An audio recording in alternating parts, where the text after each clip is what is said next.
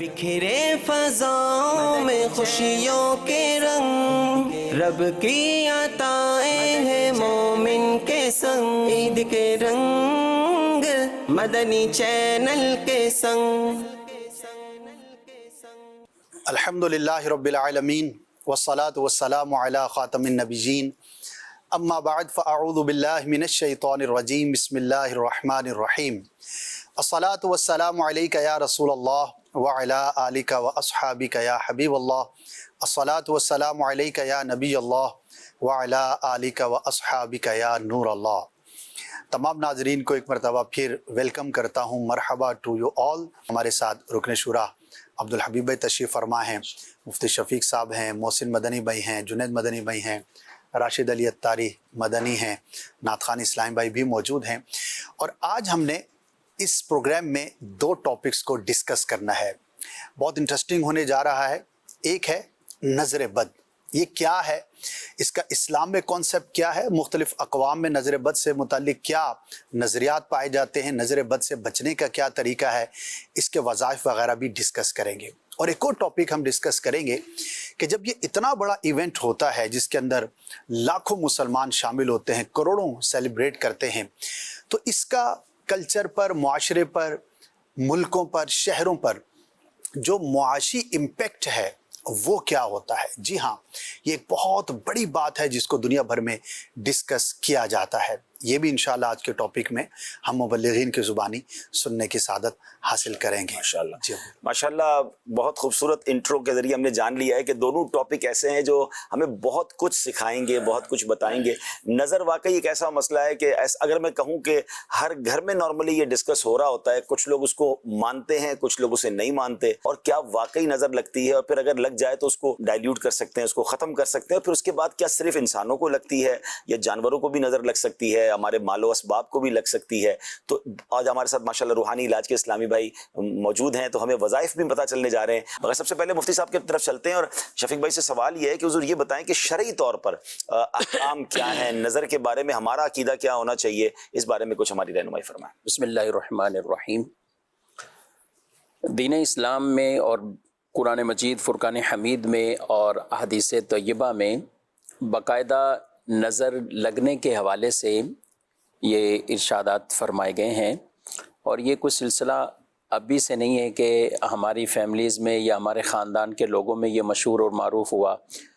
یہ شروع سے ہی ایک طرح کا یہ سلسلہ چلتا ہوا آ رہا تھا، اور کئی لوگ تو ایسے تھے کہ جنہوں نے جیسے ہوتا ہے نا، ڈاکٹر بھی کوئی اسپیشلسٹ ہوتے ہیں تو نظر لگانے والے بھی بندے تیار کیے ہوتے تھے۔ اللہ اکبر، یعنی اللہ ان اکبر۔ کی کیا واقعی ایسا ہوتا ہے؟ جی، نظر لگانے والے، نظر اتارنے والے تو سنا تھا، نظر لگانے والے، اللہ اکبر، کہ یہ اللہ۔ لے آؤ اس کو اور یہ کر دے گا۔ اچھا۔ یہاں تک کہ کفار کی جو ایک بدترین سازش تھی، تو وہ ایسے بندے ڈھونڈتے تھے کہ وہ نبی پاک صلی اللہ علیہ وسلم کو نظر لگا دیں۔ اللہ، یعنی یہ باقاعدہ، یعنی وہ کہتے تھے کہ جب یہ آیتیں پڑھیں اور جب یہ وعظ کرنے کے لیے آئیں اور لوگوں کو جمع کریں، تو ہم کچھ ایسے لوگ، یعنی جیسے وہ جادو کاہن یا اس طرح کے تو حرکات کرتے تھے، اس کے ساتھ ساتھ نظر لگانے کا کام، صحیح۔ تو اس کے بھی جو افراد ہوتے تھے نا، ان کو لے کر آتے تھے کہ یہ باقاعدہ آ کر نبی پاک صلی اللہ علیہ وسلم کو نظر لگا دیں، بطور ہتھیار استعمال وہ طور احتیاط یہ استعمال کرتے تھے۔ اور اس پر قرآن پاک کے اندر جو آیت مبارکہ وَإِن يَكَادُ الَّذِينَ كَفَرُوا لَيُزْلِقُونَكَ بِأَبْصَارِهِمْ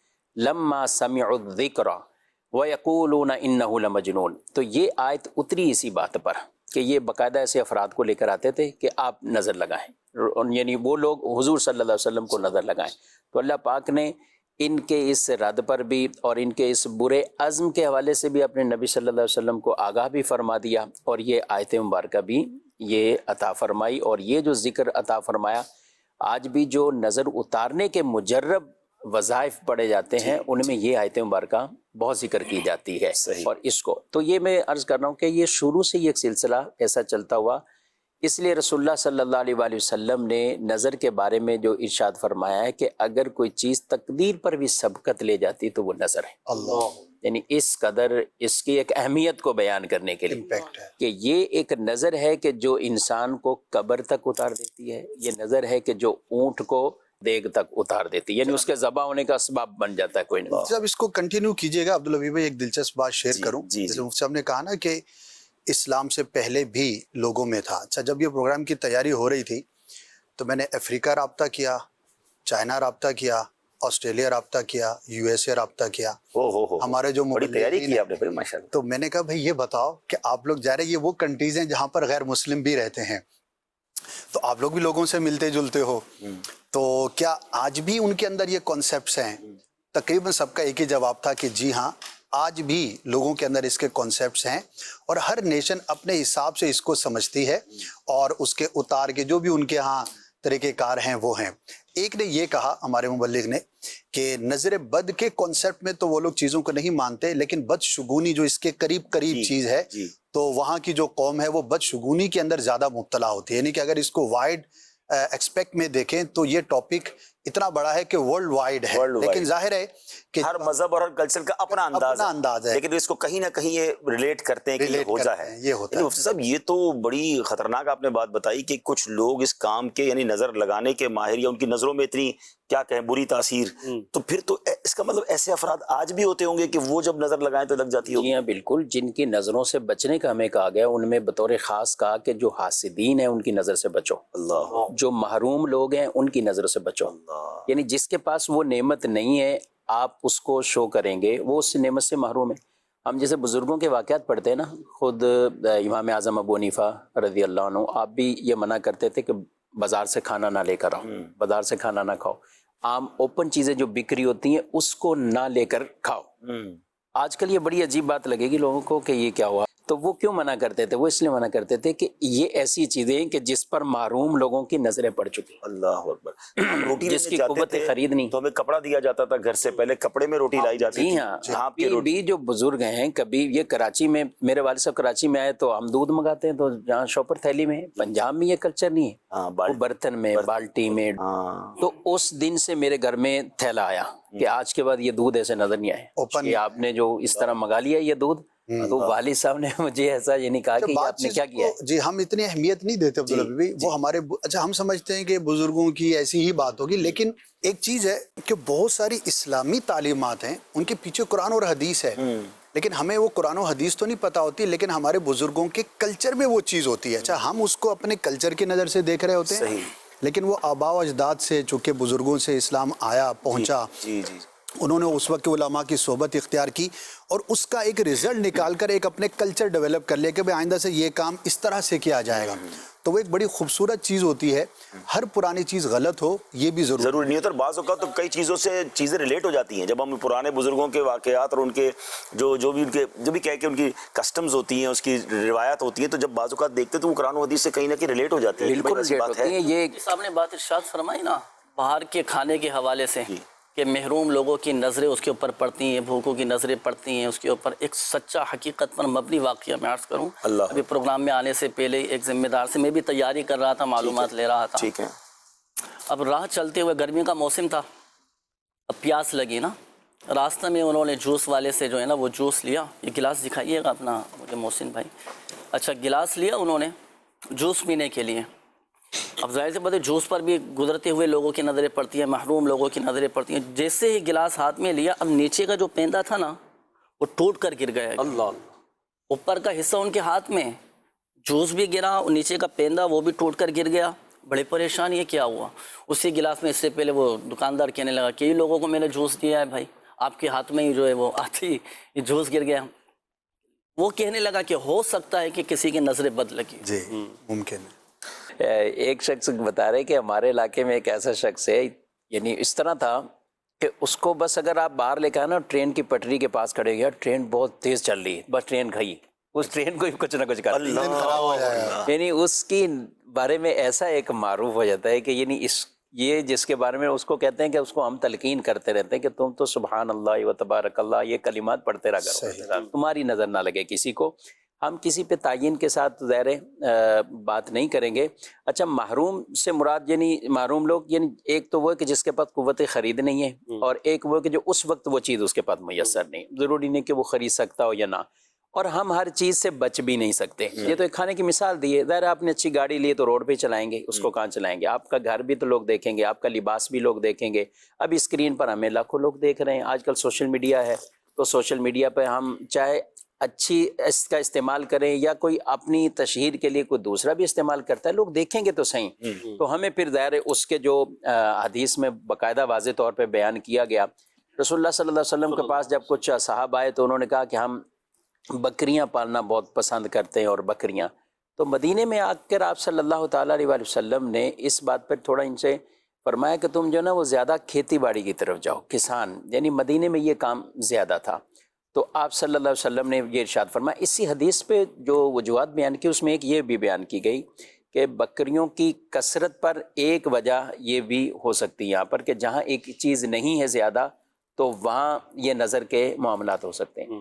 پھر آپ نے کسان اور اس کھیتی باڑی کی طرف اور اس کی برکتوں کو بیان کیا، لیکن ساتھ ساتھ جو حدیث میں جس کو ساتھ ترغیب بھی دیا گیا نا، جماجم کے جو الفاظ ہیں کہ اس کی تم کثرت کرو، اس کی مختلف تعبیرات بیان کی کہ ایک یہ ہے کہ اپنی ان کھیتیوں کے اندر بھی کھوپڑی ٹائپ کچھ لٹکانا، یعنی کوئی ایک ڈنڈا یا کچھ ایسی کہ اس کے اوپر ایک کھوپڑی لگی کہ انسان کو پہلی نظر سے کوئی چیز بھائے نہیں، اس کو بدی محسوس ہو، اس کو تعجب اور حسد والی یہ دونوں نظریں نہ پڑ جائیں۔ ایک ہوتی تعجب کی نظر، کیا بات، کیا، یعنی تعجب سے یعنی وہ انسان خود فیل کرتا ہے کہ میرے پاس نہیں ہے، یہ بھی ایک تعجب کا زمرہ ہے۔ ایک ہے حسد کی، سب سے بدترین نظر جو ہے وہ حاسد کی نظر سے بچنا ہے اصل۔ اس کے سامنے تو آدمی کوشش کرے کہ جس کے بارے میں پتہ ہے، اس لیے کہا نا اچھا خواب آئے، بلکہ آپ بھی ماہر ہے اس کے خواب کس کو بتانا ہے کس کو نہیں بتانا، تو لیکن اس میں بھی یہ نا کہ اسی کو بتاؤ جو تم سے محبت کرتا ہو، جو تم سے تمہارا دشمن نہ ہو، تمہاری کوئی عداوت اس کے دل میں نہ ہو، تو اس کو۔ تو یوں ہم دیکھیں تو قرآن پاک میں بھی اچھا حضرت یعقوب علیہ السلام نے اپنے بیٹوں کو کیا نصیحت کی جب بیٹے سارے جانے لگے؟ اچھا پہلے بھی تو بیٹے گئے تھے حضرت یوسف علیہ السلام کے پاس، گندم لے کر بھی آئے، حضرت یوسف علیہ السلام نے پہچان بھی لیا میرے بھائی ہیں، تو پوچھا بھی اور بھی کوئی ہیں؟ ہاں ایک اور بھائی بھی ہیں۔ کہا کہ آئندہ گندم نہیں ملے گی جب تک اس کو لے کر نہیں آؤ گے۔ اب پہلے 10 افراد یہ گئے تھے، اس وقت تو یہ چلے گئے، اب جب آئندہ کے لیے کہا، جب تعارف ہو گیا کہ سارے بھائی ہیں، تو حضرت یوسف علیہ السلام کو تو پتہ لگ گیا تھا، لیکن اس محفل مجلس میں جتنے لوگ تھے سب کو پتہ لگ گیا کہ یہ 10 بھائی ہیں۔ اب جب 11 آنے لگے تو آپ کے والد محترم نے تلقین یہ کی تھی کہ اب تم نے ایک ساتھ ایک دروازے سے نہیں داخل ہونا، تو یہ تمہارے اوپر جو ایک نظر پڑے گی نا کہ یہ 11 بھائی ہیں۔ آج بھی اگر ہم معاشرے میں دیکھیں نا 5-6 بھائی جن کے ہوں، کمانے والے بھی صحیح ہوں، اور وہ صرف صرف محبت اکٹھے کھڑے ہیں، لوگ بعض اوقات یہ بھی تعجب کی نظر ہے، 6 بھائی ہیں ایک ساتھ ہیں، باتیں کر رہے ہیں، ہنس رہے ہیں، ایک ساتھ کام کر رہے ہیں۔ اچھا کچھ فیملیز ہیں جو ایک ساتھ رہتے ہیں، ان میں بڑی محبت ہوتی ہے اور خاص ایسے تہواروں پر ملتے ہیں، تو یہ بھی ایک چیز ہوتی ہے۔ تو حضرت یعقوب علیہ السلام نے یہ گویا کہ ایک بچنے کی تدبیر وہ بتائی کہ 2 کر کے داخل ہونا، اور اس لیے ہمیں ان چیزوں سے بھی بچنا ہے۔ نظر برحق ہے، حدیث سے بالکل یہ ثابت ہے، اور اس کا انکار کرنا یا اس کو کہنا کہ یہ بس ایسی دقیانوسی باتیں ہو رہی ہیں، یا ان چیزوں کو بعض لوگ اس کو ان چیزوں سے بھی تعبیرات کر کے وہ نظر کا ہی سرے سے انکار کرتے ہیں، تو ایسا نہیں ہے۔ نظر برحق کے قرآن سے بھی ہے باقاعدہ اور حدیث طیبہ سے بھی ثابت۔ بڑی کلیئر ہمیں ایک بات، پہلا میسج تو یہ مل گیا کہ نظر حق ہے اور نظر لگتی ہے۔ پہلے تو یہ بات کلیئر ہو جائے تاکہ اب آگے ہم انشاءاللہ آج اس پورے پروگرام میں اور اس کے اسپیکٹس جانیں گے کہ وجوہات کیا ہیں۔ دیکھیں کسی بھی چیز کو 2-3 طریقے سے ڈیفائن کیا جاتا ہے اور سمجھا جاتا ہے۔ پہلے تو اس کی تعریف کیا ہے، وہ پاسبل بھی ہے کہ نہیں، تو یہ ہمیں پتہ چل گیا کہ قرآن و حدیث کی روشنی میں کہ یہ نظر لگتی ہے۔ اب اس کی وجوہات، اس کی ریزنز، پھر ہم آئیں گے اس کے سمٹمز کہ اس کی نشانیاں کیا ہیں، مجھے کیسے پتہ چلے کہ مجھے نظر لگ گئی ہے یا کسی چیز کو نظر لگ گئی ہے، وہ بھی ہم انشاءاللہ جانیں گے۔ اور پھر چوتھی چیز آتی ہے اس کا علاج۔ تو یہ پورا چیپٹر کور ہو جاتا ہے کہ جناب ایک چیز کے بارے میں معلومات بھی مل گئی، اس کے بارے میں تحقیق بھی ہو گئی کہ ہاں یہ کیسے ہے، اور پھر اس کی نشانیاں کیا ہیں، میری کیا ایسی غلطیاں ہیں جس کی وجہ سے میں اس میں مبتلا ہو سکتا ہوں، اور پھر مجھے بچنا کیسے۔ اسد بھائی آپ نے بیرون ملک کی تو بات کی، دوسرے مذاہب میں بھی آپ نے ہمیں بتایا، تو کیا اس کو اب ہم اس کو کس طرح مزید اس بات کو آگے بڑھائیں کہ سائنٹیفکلی، ویسے محسن بھائی کوشش پہ تھوڑی تحقیق اگر ہو جائے، کیونکہ لوگ ابھی بھی آج کل مذہبی بات کو دیر سے مانتے ہیں، اور سائنسی جناب وہ کہتے ہیں کہ جناب اس کو سائنس کہاں سے ریلیٹ کرتی ہے، حالانکہ جب قرآن و حدیث میں آ گیا تو پھر خیال ہے اس کے بعد بات نہیں کرنی چاہیے، لیکن سائنٹیفکلی کیا کہیں گے؟ اصل میں سائنس بھی اس بات کو مانتی ہے کہ انسان کی نظر میں ایک ایسی لہر ہوتی ہے کہ جو ایک بجلی کی طاقت رکھتی ہے، اور وہ جب کسی انسان پہ پڑتی ہے تو اس پر اس کا اثر ہوتا ہے۔ تو سائنس یہ کہتی ہے کہ اگر وہ وہ لہر جو بجلی کی طرح جا رہی ہے اس میں اگر منفی وہ پہلو ہو تو اس کا منفی اثر پڑتا ہے اور مثبت ہو تو وہ اس کا مثبت اثر پڑتا ہے. اچھا اس کو سائنسدان بھی مانتے ہیں اور غیر مسلم بھی مانتے ہیں.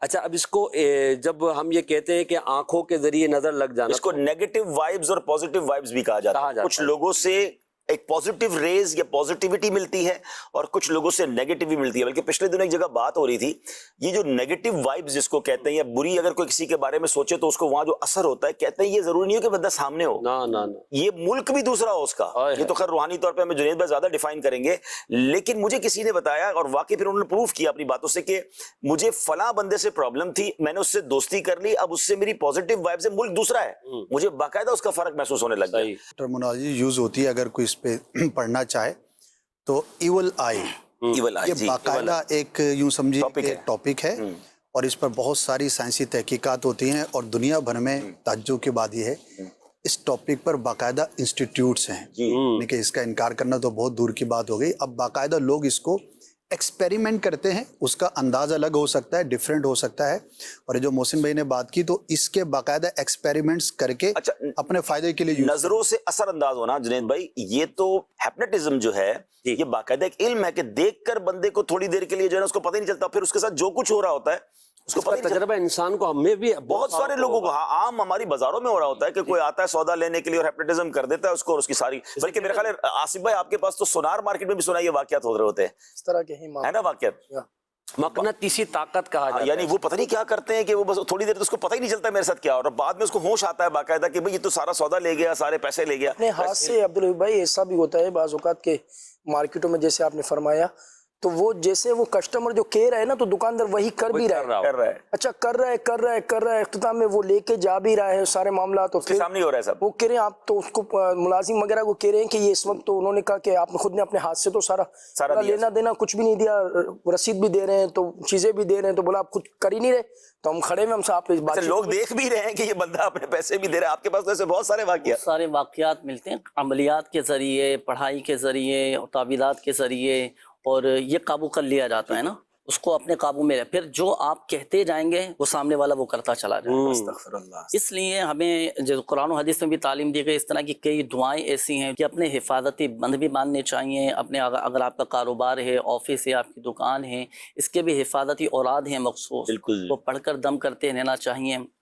تو انشاءاللہ الکریم آپ کی فیملی کی بھی سب کی الحمدللہ حفاظت. یہاں مفتی احمد جاں خان نعیمی بڑی پیاری بات لکھتے ہیں, جو لوگ اگر نظر کا انکار کریں, جب گالی دینے کا اثر انسان کو ہوتا ہے, اس سے وہ مغموم ہوتا ہے, اس کو دل کو رنج ہوتا ہے, تو انسان کی نظر کا اثر کیوں نہیں ہوگا؟ جب ایک لفظ کے ذریعے اس کی تاثیر ہو رہی ہے تو نظر دیکھنے سے کیوں نہیں؟ تھوڑی دیر کے لیے تو بندہ گمسم ہو جاتا ہے کسی حاسد کی کوئی بات سن کے, کسی کی کوئی تنقید سن کے, بلکہ بعض اوقات تو یہ کئی گھنٹوں تک کیفیت باقی رہتی ہے. بلکہ میں چلے یہ بات چلی ہے تو میں نے ایک تحقیق پڑھی تھی, یہ شاید کام آئے گی لوگوں کو, کہ کیفیات جو ہے نا وہ میکسیمم 12 منٹ کے لیے ہوتی ہیں. یاد رکھیے گا, یہ باقاعدہ تحقیق ہوئی ہے کہ آپ کی جو کیفیات ہیں, چاہے وہ خوشی کی ہیں, چاہے وہ غم کی ہیں, چاہے وہ تکلیف کی ہیں, چاہے وہ ٹینشن کی ہیں, اس 12 منٹ کے بعد آپ اس کو خود فیول دیتے ہیں.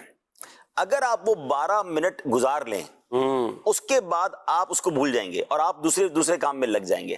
اب اگر آپ اس کو شریعت سے ریلیٹ کریں, وہ ہے نا غصہ آ جائے تو آپ وہاں سے کھڑے ہو جائیں, آپ وضو کر لیں, آپ جگہ چینج کر لیں. تو اس کو باقاعدہ تحقیق میں نے پڑھی کہ اگر آپ کو کوئی بھی غم کی خبر ملی, بڑے سے بڑی خبر ملی ہے, آپ اپنے آپ کو اس خبر سے 12 منٹ کے لیے دور کریں اور کسی کام میں بیزی ہو جائیں, ریئیکٹ نہ کریں, تو آپ انشاءاللہ اس غم سے, اس تکلیف سے نکل جائیں گے. آپ کا دماغ کچھ اور کرنے لگے گا. پرابلم کیا ہوتی ہے, ہم ہر تھوڑی دیر بعد سوچتے ہیں یار اس نے فون کیا تھا, یار اس نے بات بڑی غلط کی, کیا کہتے ہیں یار, اس کو کہنا نہیں چاہیے تھا نا, یار یہ بہت برا ہوا. گھنٹوں اس بات کو کر کے ہم خود اس میں فیول ڈال رہے ہیں, یعنی اپنی کیفیت کو کنٹینیو کر رہے ہیں. آپ اپنے آپ کو ہی تکلیف دے رہے ہیں نا اس حاسد کی بات کو. اچھا کہتے ہیں نا کسی حاسد یا کسی تنقید کرنے والے یا کسی بھی دشمن کو سب سے بڑا جواب یہ ہے کہ آپ اس کی بات ہی نہ سنیں, ریئیکٹ نہ کریں, اس کو ریئیکٹ ہی نہ کریں, اس کو جواب بھی نہ دیں, اور اگر پاسبل ہے تو اس کو سنیں بھی نہ.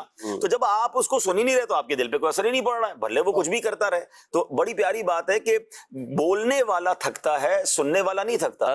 گلا تھکتا ہے نا, وہ چیختا رہے گا, وہ بولتا رہے گا, ایک وقت آئے گا اس کا گلا بند ہو جائے گا, وہ چپ ہو جائے گا. کان تھوڑی بولتے ہیں. تو اگر یہ تھوڑا سا بات سمجھ آ جائے تو انشاءاللہ اس کیفیات میں جو لوگ مبتلا رہتے ہیں, بچے کا انتقال ہو گیا مثال کے طور پہ, یا کوئی کاروبار میں حادثہ ہو گیا, نہ آپ بچے کو کو واپس لا سکتے ہیں، نہ آپ کاروبار میں نقصان واپس لا سکتے ہیں، مگر آپ سوچ سوچ کے اب بیماری اپنے اوپر لا رہے ہیں، اب پریشانی لا رہے ہیں۔ ہمارے ساتھ ایک واقعہ ہوا، 2 پارٹنرز تھے، دونوں پارٹنرز میں مل کے کوئی کاروبار کیا اور ان کو ٹھیک ٹھاک لاس ہو گیا، اتنا بڑا لاس ہو گیا کہ دوسرے لفظوں میں دونوں کا گھر بھی بک گیا۔ اب ان دونوں پارٹنر کی میں آپ کو الگ الگ کیفیت بتاتا ہوں۔ اللہ کی شکر ہے دعوت اسلامی کے ماحول کی برکت بھی ہے اس میں، کہ ایک پارٹنر جیسے یہ نقصان ہوا، یہ تباہی ہوئی، جو بھی ہوا، انہوں نے اپنے آپ کو دعوت اسلامی کے کاموں میں بیزی کر لیا، ماشاءاللہ وہ لگ گئے دینی مدنی قافلوں میں، دینی کاموں میں۔ 3-4 سال بعد دونوں پارٹنرز کی ملاقات ہوئی۔ اب جب ملاقات ہوئی تو ایک بیچارہ بیمار، پریشان اور طرح طرح کی بیماریوں میں مبتلا، اور دوسرے کو پتہ ہی نہیں کیا، اور اللہ پاک نے کرم کیا، پھر ٹھیک بھی ہو گیا معاملہ۔ تو پتہ یہ چلا کہ وہ بیچارہ اسی نقصان کو سوچتا رہا۔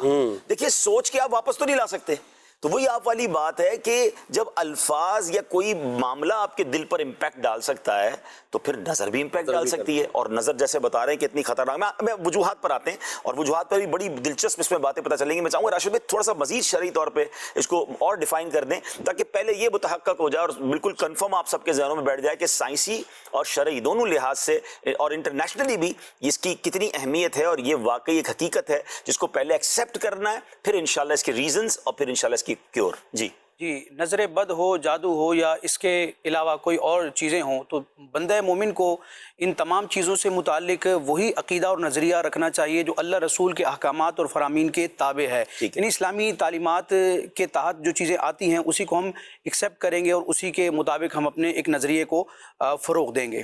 نظر بد کے حوالے سے آپ دیکھیں کہ یہ جو اس کا برا اثر ہوتا ہے، تو نظر بد ہو، جادو ہو، یا اس کے علاوہ دنیا میں پائی جانے والی نقصان دینے والی یا نفع دینے والی کوئی بھی چیز ہو، ان تمام چیزوں میں حقیقتاً تاثیر پیدا کرنے والا رب تبارک و تعالیٰ ہے۔ یہ مسلمان کا عقیدہ ہے کہ مؤثر حقیقی رب تبارک و تعالیٰ ہے۔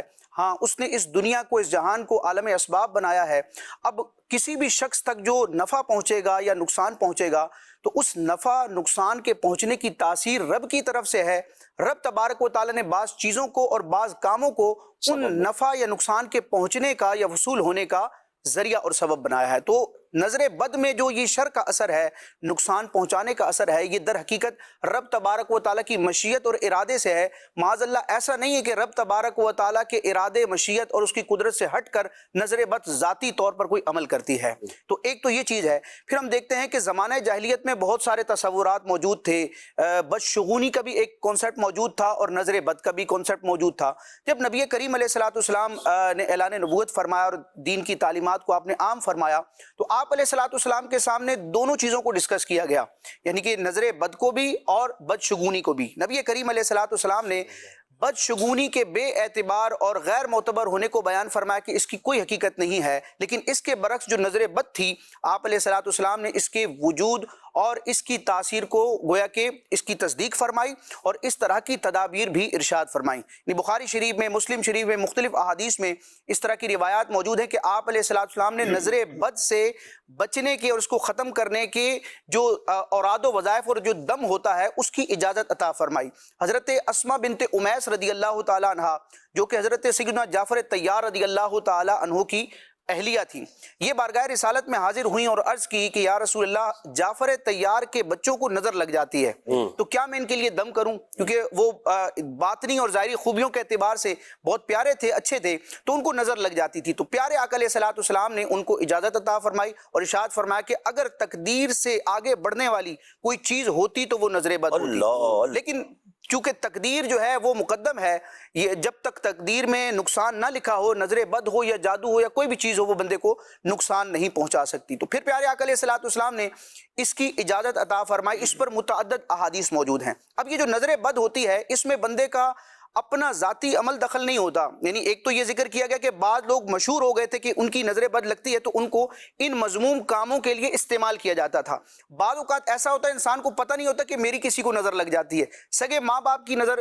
یہ میرا سوال تھا کہ بری نظر کے علاوہ اچھی نظر بھی، یعنی کوئی مفتی صاحب نے کہا تعجب والی، یعنی اچھا لگ رہا ہوتا ہے کہ کتنا پیارا لگ رہا ہے، اس کا گھر کتنا اچھا ہے، گاڑی کتنی اچھی، تو بیسیکلی وہ حاسد نہیں ہے، پیارا ہی ہم سے محبت کرنے والا ہے، مگر اس کی بھی نظر لگتی ہے۔ جی، اور اس نظر میں مختلف قسم کی تاثیریں ہیں۔ حکیم الامت मुफ्ती अहमद यार खान नईमी रहमतुल्लाह ताला अलैह बयान फरमाते हैं कि अगर कोई शख्स गुस्से की हालत में, वो हसद की जो कैफियत होती है, गुस्से की हालत में किसी को नजर लगाए तो उसका असर ये होता है कि सामने वाला जो मंजूर है, जिसको नजर लगी है, उसमें डर और खौफ की कैफियत पैदा हो जाती है।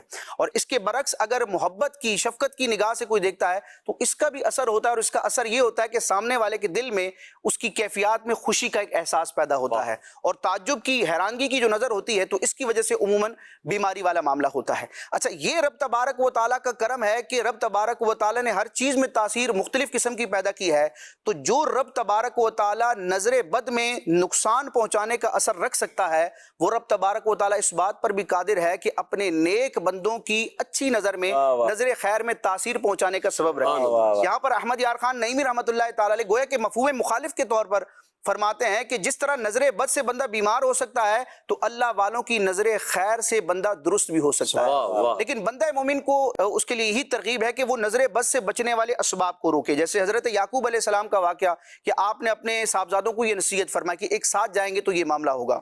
तो बहुत सारे ऐसे काम हमारी तरफ से बाद औक़ात होते हैं, हम तो खुशी में या गैर इरादी तौर पर करते हैं, लेकिन वो नजर बद लगने का सबब होते हैं। मिसाल के तौर पर किसी के बहुत सारे बच्चे हैं, लड़के हैं, साहबजादे हैं, तो एक साथ उनका निकलना, एक साथ उनका फोटो सेशन करना, फिर सोशल मीडिया की नज़र उन तस्वीरों को करना, तो ये चीज़ें भी इंसान को गोया के दूसरों की नज़र में लाती हैं। मेरे एक दोस्त हैं माशाल्लाह, उनके छोटे 3 साहबजादे बड़े प्यारे हैं, तो वो उमूमन ऐसा होता है जब भी बाहर जाते हैं वो तीनों को साथ लेके जाते हैं। तो उनको मैंने एक मरतबा अर्ज़ किया था कि आप ज़रूरत है तो फिर आप लेकर जाएं, वरना बिला ज़रूरत इनको एक साथ ना लेके जाया करें। तो ऐसी कई चीज़ें होती हैं कि इंसान खुद असबाब पैदा कर रहा होता है। यानी कोई मेहमान आया, कोई शख्स आया, तो खुशी में बाद औक़ात अपने बच्चों की सलाहियतों का इज़हार किया जाता है कि मेरा बच्चा ये भी कर सकता है, ये भी कर सकता है। बच्चे को बुलाएंगे, हाँ भाई ये बोल कर दिखाओ, करके दिखाओ। तो इंद ज़रूरत कभी तो ये अच्छा होता है कि जैसे कोई अल्लाह के नेक बंदे हैं, बुजुर्ग हैं, उनके सामने ये तहदीस नेमत ये एक अच्छी चीज़ है, लेकिन हर एक के सामने इस तरह का अमल करना तो ये नजर बद को अपनी तरफ गोया के मुतवज्जे करने वाला मामला है। बड़ी बड़ी कमाल की गुफ्तगू हो रही है नाज़रीन। अब हम आ गए रीजंस की तरफ। पहले तो ये बात कुरान और हदीस से साबित हो गई, सहाबा किराम ने खुद नबी पाक से जिक्र कर दिया, कुरान पाक की आयत भी हमने सुन ली कि नजर है और उसका हमें तोड़ भी करना चाहिए। अब आते हैं रीजंस की तरफ। जैसे हमारे राशिद भाई ने एक बड़ा अहम मौजू डिस्कस किया है, लेकिन यहाँ एक बात क्लियर हो गई कि जरूरी नहीं है कि अब गैरों की ही या दुश्मनों की ही नजर लगे, अपने भी प्यार से देख ले तो उसकी भी नजर लग जाती है। मगर साथ एक बड़ी खूबसूरत बात कह दी कि वो कहते हैं ना कि निगाहे वली में वो तासीर देखी, बदलती हजारों की तकदीर देखी। अच्छों की नजर अगर वाकई पड़ जाएगी तो काम भी बेड़ा पार हो जाएगा। यहाँ पर हाजी साहब एक जुमला मैं जिक्र करूंगा। मुफ्ती अहमद यार खान नईमी साहब ने बड़ा प्यारा यहाँ पर एक गोया के नुक्ता जिक्र किया कि एक शख्स था, वो कहता था मैंने बड़ों बड़ों को देख लिया, किसी में कुछ नहीं है। हाँ, तो बड़ों बड़ों को देख लिया, किसी में कोई दम खम नहीं है। तो दूसरे शख्स ने उससे कहा कि तूने तो बड़ों बड़ों को देखा है, लेकिन शायद किसी बड़े ने तेरी तरफ नजर नहीं, अगर वो नजर करता तो तेरा यह हाल होता। क्या बात, वो नजर जरूरी है तुम्हारे लिए। चलिए जनाब नाजरीन को भी शामिल करते हैं। ये वाकई ऐसा टॉपिक है कि शायद हर घर की जरूरत है और इस पर बहुत बात करने की जरूरत है कि क्या सबको दिखाना है, क्या नहीं दिखाना है। लेकिन मैं एक और बात भी सोच रहा था कि जैसे मुफ्ती साहब ने कहा, हम जैसे कुछ लोग तो वो हैं कि वो कुछ ना भी दिखाएं तो नजर आ रहा होता है, लोग हमें इतना जिसको फॉलो कर रहे होते हैं, तो वो कैसे अपने आप को बचाएं। प्रोमो भी बनते अच्छे करके। हाँ, तो वो हमें तो वैसे ही जो है ना, वो हमें भी नहीं पता होता कि हमारी पिक्चर कहाँ से उसने उठाई और उसको कैसे उसने क्या किया। तो अब हमारा क्या करना है, हमें जुनैद भाई बताएंगे। भाई साडा भी कुछ इलाज बताओ। लेकिन चलते हैं कुछ कॉल्स की तरफ।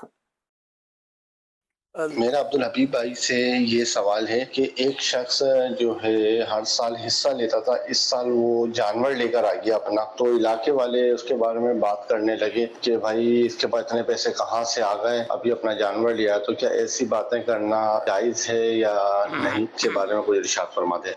क्या बात है, हर बंदा ऑडिटर बना हुआ है, इसके पास पैसे कहाँ से आए मुफ्ती साहब। ये तो एक इतना बड़ा मसला है बेचारे। मैं कई ऐसे लोगों को जानता हूँ जो इस खौफ से गाड़ी नहीं ले रहे कि यार गाड़ी तो जवाब देना पड़ेगा। भाई लोगों को क्यों फिक्र हो जाती है। जी मुफ्ती साहब बताइए। उसके बारे में ये गुमान करना, होना तो खुश चाहिए, वो तो अल्लाह के नाम पे कुर्बान कर रहा है। और अगर आप भी कर रहे हैं तो शुक्र अदा करें, नहीं कर रहे तो आप भी ऐसे ज़राए भी इख्तियार करें और कुछ न कुछ करेंगे कोशिश, तो इंशाल्लाह कामयाबी भी मिल जाएगी। कई लोग ऐसे हैं कि जो अब्दुल हबीब भाई पूरे साल प्लानिंग करते हैं कुर्बानी को, ऐसे जोड़ते हैं। ऐसे ही है। यानी मैं ऐसे घरानों को जानता हूँ कि जो हर महीने 5-5 हज़ार रुपये, 4-4 हज़ार रुपये के कि हमारा कुछ मुनासिब अंदाज से कुर्बानी का हो जाए, हर महीने وہ ایک سیونگ کرتے ہیں. اور قربانی ایک شوق ہوتا ہے, کئیوں کو بھی ہے واجب نہ بھی ہو رہی ہو لیکن کر رہے ہوتے ہیں. ایک تعداد ہے کہ لوگوں میں کہ جو خود ہی کر رہے ہوتے ہیں, تو یہ اچھی بات ہے. لیکن کسی کے بارے میں یہ بدگمانی کرنا یا اس سے آپ نے سوال جواب کرنا, آپ کو کس نے یہ حق دیا ہے کہ آپ اس کے بارے میں یہ سوال کریں یا آپ اس کے بارے میں بدگمانیاں کریں؟ اور ایسے لوگ بعض اوقات پھر دوسروں کو تشویش میں ڈال رہے ہوتے ہیں, ان کو بھی وہ باتیں کر رہے دیکھو تو صحیح کہاں سے آئے حج پہ جائے تو پرابلم, اور حج پہ کیسے چلا گیا یار, اس کے پاس تو کہتا تھا پیسے نہیں ہے, عمرے پہ جا رہا ہے.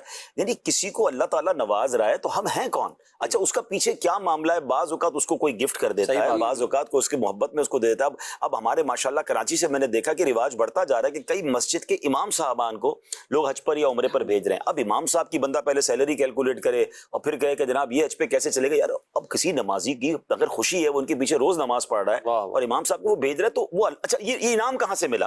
یعنی مفتی صاحب یہاں یہ کہیں گے کہ یہ جو ایکچولی اعتراض کرنے والے یہ اللہ کی تقسیم پر اعتراض کر رہے ہیں. بالکل تقسیم پر ہے. جو بھی اس طرح کے معاملات میں قرآن پاک میں ایک آیت ہے وَلَا تَتَمَنَّوْا مَا فَضَّلَ اللَّهُ بِهِ بَعْضَكُمْ عَلَىٰ بَعْضٍ, اس چیز کی تمنا نہ کرو جو اللہ نے تم میں سے بعض کو بعض پر فضیلت عطا فرمائی.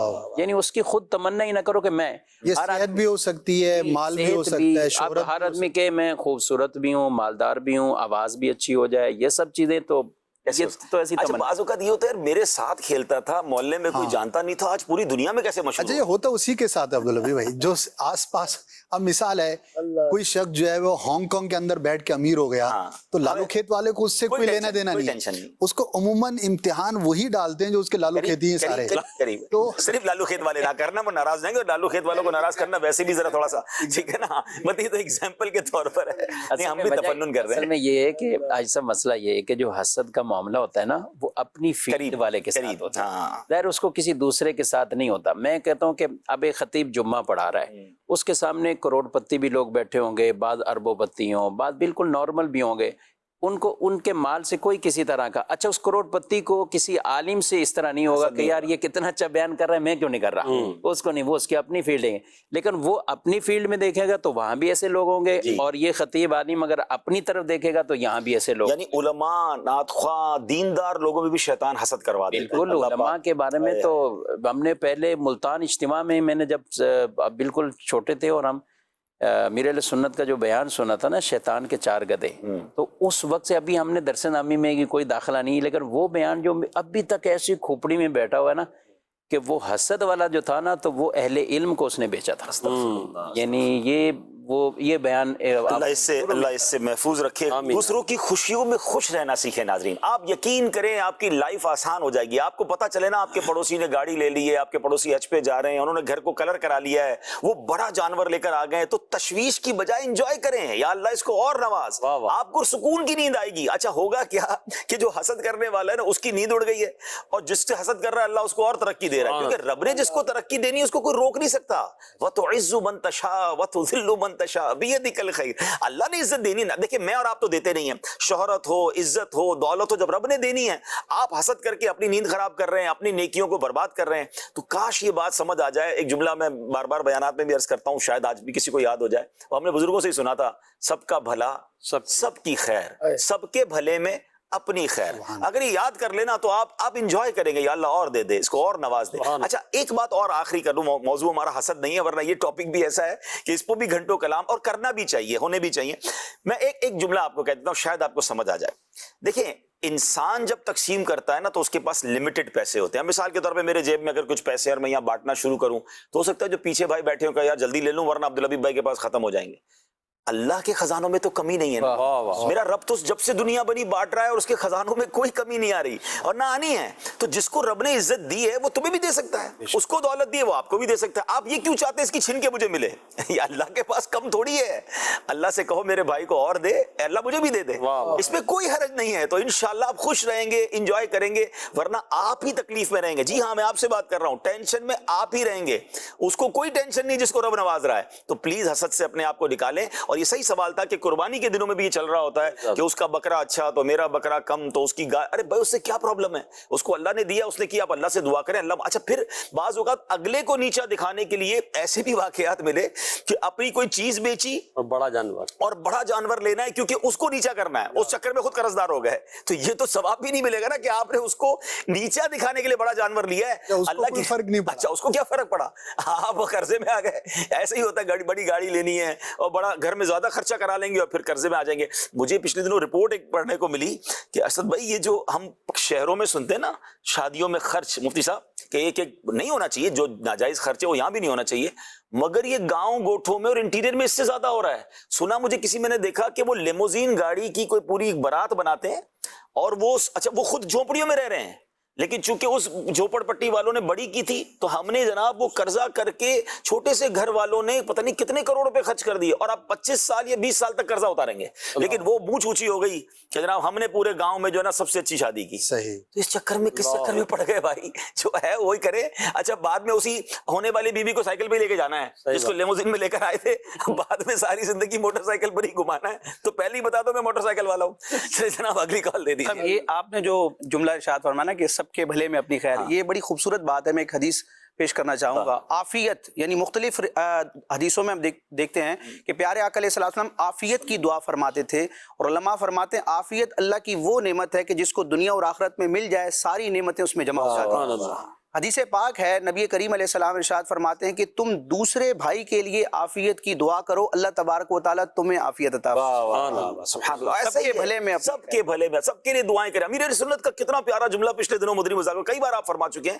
فرماتے ہیں میں گھر سے نکلتا ہوں اور مجھے جو نظر آتا ہے, چاہے وہ کیمرہ مین ہو, چاہے وہ خادم ہو, چاہے وہ لفٹ چلانے والا ہو, ایون کہتے ہیں میں گاڑی میں بیٹھتا ہوں مجھے اسکوٹر والے نظر آتے ہیں, میں سب کے لیے دعائیں کر رہا ہوتا ہوں. یا اللہ اس کی بھی خیر کر دے, یا اللہ یہ گھر خیر سے پہنچ جائے, یا اللہ اس کی بھی مغفرت کر دے. یعنی کیا ذہن ہے یار. اور ہم یہ اسکوٹر کہاں سے لی, یہ بندے نے آج یہ کپڑے کیوں پہنے, یہ والی گھڑی کیوں پہنی ہے اس نے, ہماری ٹینشن ہی یہ ہے اور وہ دعائیں دے رہے ہیں. Look at the way of thinking. آپ سکون میں آ جائیں گے اگر اس اپنے سوچنے کے انداز کو بدل دیں. سب کا بھلا, سب کی خیر, انشاءاللہ خیر ہی خیر ہوگی. اور کال دیجیے گا. سبحان. مفتی صاحب کی بارگاہ میں یہ سوال ہے, تعویذ کیوں لٹکائے جاتے ہیں؟ اس کا تو منع کیا گیا ہے. جی کہاں منع کیا گیا مفتی صاحب؟ تعویذات کے پہننا ہو یا تعویذات لٹکانا ہو, بعض روایات ہیں کہ جن میں تعویذ منع کیا گیا. اب ان روایات کی جو درست تشریح ہے وہ نہ جاننے کی وجہ سے کئی لوگ ہیں جو غلط فہمیوں میں پڑ جاتے ہیں. صحیح. یعنی ان روایات میں واضح صراحت کے ساتھ یہ بھی ہے کہ جس نے تعویذ لٹکایا تو وہ شرک کیا, یعنی ایسے الفاظ بھی ہیں کہ اس نے گویا کہ شرک کر لیا. تو ان کی درست تشریح یہ ہے کہ ایسے تعویذات جو زمانہ جاہلیت میں لوگ جن میں کفریہ شرکیہ کلمات ہوتے تھے اور وہ لٹکاتے تھے باقاعدہ ان کو, اور اس میں اس طرح کی چیزیں شامل ہوتی تھیں, تو بالکل آج بھی اس کو یہی ہے کہ اگر کوئی اس طرح کے معاذ اللہ کفریہ شرکیہ والے تعویذ لٹکائے گا تو وہ اسی حدیث کا مصداق ہی بنے گا. لیکن وہ تعویذات کہ جو درست کلمات پر ہوں, مقدس کلمات پر ہوں, ان کو پہننے میں, لٹکانے میں یا ان وظائف کو پڑھنے میں کوئی کسی طرح کا حرج نہیں ہے. بعض اس حدیث کو لے کر ساری تعویذ ساری ورد وظیفے منع کر دیں. صحیح. اگر ایسا ہی ہے تو پھر مجھے بتائیں کہ سورہ فلق, سورہ ناس, ان کے شان نزول کیا تھے؟ یہ ورد وظیفہ ہی تو تھا. پڑھ کر سورہ فاتحہ وہ سورت مبارک سورت تھی جسے صحابہ کرام علیہ مردوان نے دم کر کے, بلکہ اس کے بدلے میں 30 بکریاں لے کر آئے تھے. تو رسول اللہ صلی اللہ علیہ وسلم کے پاس آئے کہ حضور ہم نے یہ 30 بکریاں لیے, ہم نے دم کیا تھا سورہ فاتحہ پڑھ کے. تو آپ صلی اللہ علیہ وآلہ وسلم نے فرمایا کہ یہ فاتحہ تم نے کہاں سے سیکھی؟ یعنی مجھ سے سیکھی, اس میں میرا حصہ بھی نکالو. تو یہ آپ نے یہ اس کو یعنی ایک طرح کا وہ جواز بھی فرمایا اور پھر اس کو یہ ثابت بھی رکھا. تو اس طرح کی جو روایات ہیں جن میں پڑھنے, حضرت عبداللہ رضی اللہ تعالیٰ عنہ فرماتے کہ جو رسول اللہ صلی اللہ علیہ وسلم نے ہمیں کلمات سکھائے تھے بچنے کے لیے. اب یہ کہتے ہیں کہ یہ جو کلمات تھے, ہم جو بڑے لوگ ہوتے تھے, بالغ لڑکے ہوتے تھے نا, ہم ان کو سکھا دیتے کہ پڑھا کرو, اور ہمارے گھروں میں جو چھوٹے بچے ہوتے تھے ہم لکھ کر لٹکا دیتے تھے ان کے, یعنی ان کے یہ. لیکن میں تھوڑا سا دوسری سائڈ کہ آپ نے کہا قرآن و حدیث کے مطابق ہیں تو اچھے مقدس کلمات ہیں, مگر تعویذات پر جب کبھی کبھی نظر پڑتی تو اس میں تو کچھ حروف لکھے ہوئے ہوتے ہیں, اور بعض تعویذات میں تو عجیب عجیب سی وہ بھی ہوتی ہیں, فگرز بھی ہوتی ہیں. تو یہ کیا ہے؟ یہ تو تعویذ لکھنے کے جو ہمارے جنید بھائی کچھ وہ بتائیں میں اس کے حوالے سے واقعی کہ جو مقدس کلمات پر مشتمل ہوں، اور اس کے ساتھ ساتھ دیکھیں کہ ایسے نہ ہوں کہ جو غیر شرعی ہوں، ٹھیک ہے، جو غیر شرعی ہیں۔ باقی ہر چیز کا کچھ انداز، کچھ طریقے ہوتے ہیں، کچھ اس کو لکھنے کے انداز بھی ہوتے ہیں۔ اب اگر اس میں واقعی کوئی غیر شرعی معاملہ ہو تو ظاہر ہے اس کو دیکھ کر ہی فیصلہ کیا جائے گا، غیر شرعی نہ ہو۔ اسی طرح ہمارے علماء نے ایسے الفاظ سے تعویذ کہ جو مبہم ہو، بے معنی ہو، بے مقصد کے ہوں، تو ان کو بھی وہ منع کیے ہیں۔ جنید بھائی کیا ہوتا ہے یہ تعویذات میں؟ تو ایک تو قرآن آپ نے لکھ کے دے دیا، کوئی حدیث لکھ دی، کوئی وظیفہ، لیکن نمبرز بھی ہوتے ہیں، بعض اوقات کچھ فگرز بھی ہوتے ہیں، تو وہ سب کیا ہوتا ہے؟ میں دیکھیں مختلف عاملین کے جو ہے نا مختلف تعویذات ہوتے ہیں نا۔ اب ہمارے یہاں جو سلسلہ ہوتا ہے اس میں آیات قرآنی، پھر اعداد اس میں لکھے ہوئے ہوتے ہیں، مقدس کلمات اس میں ہوتے ہیں، ناد علی ہے جیسے، اسی طرح اصحاب کہف کے متبرک نام ہیں، اس طرح کے ہمارے یہاں تعویذات دیے جاتے ہیں۔ اب ہو سکتا ہے کہ دیگر عاملین کے مختلف تعویذات، ان کا مختلف طریقہ کار ہو۔ ٹھیک ہے، تو بہرحال اپنے یہاں تو الحمدللہ عز و جل باقاعدہ اس کی شرعی اسکیننگ وغیرہ سارے معاملات سے گزار کر ہی یہ تعویذات کا سلسلہ۔ اچھا یہ بتائیے، ماشاءاللہ آپ نے اپنے یہاں کہا، تو میں مدنی چینل کے ناظرین کو بتاؤں کہ دعوت اسلامی کے جہاں 100 کے قریب ڈپارٹمنٹ ہیں، اس میں ایک باقاعدہ شعبہ ہے، ایک ڈپارٹمنٹ ہے روحانی علاج۔ تو تھوڑا سا اگر 1 منٹ میں اس کا تعارف، کہ کتنے آپ تعویذات دیتے ہیں، کتنی کال سنتے ہیں، اس پر کتنا خرچہ یا کتنی فیس لیتے ہیں تعویذات کے لیے، تھوڑا یہ بتائیں نا۔ اولاً تو میں یہ عرض کروں کہ فی سبیل اللہ، فری آف کاسٹ کو، یعنی کوئی پیسے وغیرہ نہیں لیے جاتے۔ باقاعدہ یہاں سے جو ڈاک روانہ کی جاتی ہے، بائی پوسٹ تعویذات بھیجے جاتے ہیں، وہ بھی اس کے بھی اخراجات دعوت اسلامی اٹھاتی ہے۔ ٹھیک ہے۔ اچھا منتھلی جو لوگ رابطہ کرتے ہیں نا دعوت اسلامی کے، تو الحمدللہ عز و جل اللہ پاک کی رحمت سے 6.5 لاکھ افراد منتھلی دنیا بھر سے لوگ، 6.5 لاکھ افراد۔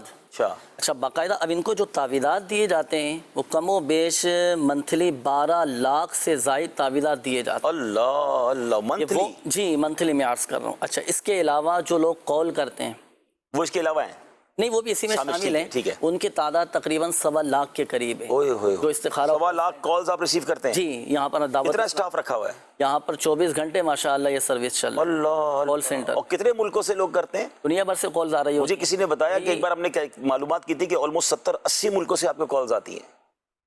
تعداد تو کافی ہے۔ اچھا پھر یو کے میں علیحدہ اچھا ایک کال سینٹر بنا ہے، جی میں نے دیکھا آپ کا، ہند میں ہے، بنگلہ دیش میں ہے، افریقہ میں ہے، وہاں پر بھی الحمدللہ مکمل استخارے ہوتے ہیں۔ یہی استخارہ کال سینٹر وہاں پر وہ 6.5 لاکھ افراد کے علاوہ وہ سب شامل ہیں۔ شامل ہیں۔ پوری دنیا میں آپ 6.5 لاکھ لوگوں کو سرو کرتے ہیں آلموسٹ منتھلی، جی، اور 12 لاکھ کے قریب تعویذات دیتے ہیں۔ 13 سے زائد سروسز ہیں کہ جن پر دعوت اسلامی کا یہ شعبہ روحانی علاج دنیا امت کی۔ چلے بھائی نمبر بھی میں عرض کر دیتا ہوں، اسکرین پر بھی اگر دکھا دیں، یہ اسلامی بھائیوں کا نمبر 021371717111۔ اچھا اس نمبر پر اسلامی بھائی رابطہ کریں۔ اسلامی بہنوں کے لیے علیحدہ سروس ہے، اس پہ لیڈیز سنیں گی کال، اس میں کال نہیں ہوگی، اس میں بذریعہ ٹیکسٹ میسج یا واٹس ایپ پر استخارہ کروا سکتے ہیں۔ سبحان اللہ، اور آپ جواب دیں گے۔ 0316-806-2626 یہ نمبر ہے۔ ٹھیک ہے۔ اس کے علاوہ الحمدللہ سوشل میڈیا کے پیج علیحدہ ہیں، اس کے اوپر بھی مکمل ساری سروسز حاصل۔ کون سا پیج ہے، کس نام سے؟ روحانی علاج استخارہ کے نام سے۔ اور یہ فیس بک وغیرہ پر بھی ہے؟ یہ فیس بک پر ہے، یوٹیوب، ویب سائٹ بھی ہے؟ ویب سائٹ بھی ہے ماشاءاللہ، اس پر تو کافی ساری سروسز ان کو مل جائیں گے۔ کارڈ کا بھی آپشن ہے، روحانی علاج کا بھی ہے، استخارے کا بھی ہے، مرید ہونے کا بھی ہے۔ اللہ اکبر، یہ دیکھیں جناب، یہ نمبر آ گیا ہے اسکرین پر۔ اب ناظرین ایک بات ذرا سمجھیے گا، تھوڑا سا دعوت اسلامی کی ڈائیورسٹی اور دعوت اسلامی کی امت کے لیے خدمت، جو لوگ تھوڑا سا اس فیلڈ کو جانتے ہیں ان کو پتا ہے کہ شاید سب سے زیادہ اگر پیسے لوگ خرچ کرتے ہوتے ہیں تو یہ میڈیکل علاج کے بعد یہ روحانی علاج میں پیسے خرچ ہو رہے ہوتے ہیں، جو عاملین چارج کرتے ہیں۔ ہم اس پہ بحث میں نہیں پڑتے، جو چارج کرتے ہیں وہ جائز ہے ناجائز ہے، لیکن آپ سوچیں کہ اگر 12 لاکھ تعویذات مہینے کے تو ملٹیپلائی کریں تو یہ سال کے 1.5 کروڑ ہو جاتے ہیں۔ 1.5 کروڑ تعویذات پر کتنے کروڑ روپے دعوت اسلامی کے خرچ ہوتے ہیں؟ اور یہ بتا رہے ہیں کہ ان کو پوسٹ بھی کرتے ہیں، وہ بھی دعوت اسلامی اس کی بل پے کر رہی ہے، تو کروڑوں روپے۔ اچھا اب کوئی کہہ سکتا ہے جناب اتنے پیسے کیوں خرچ کر رہے ہیں؟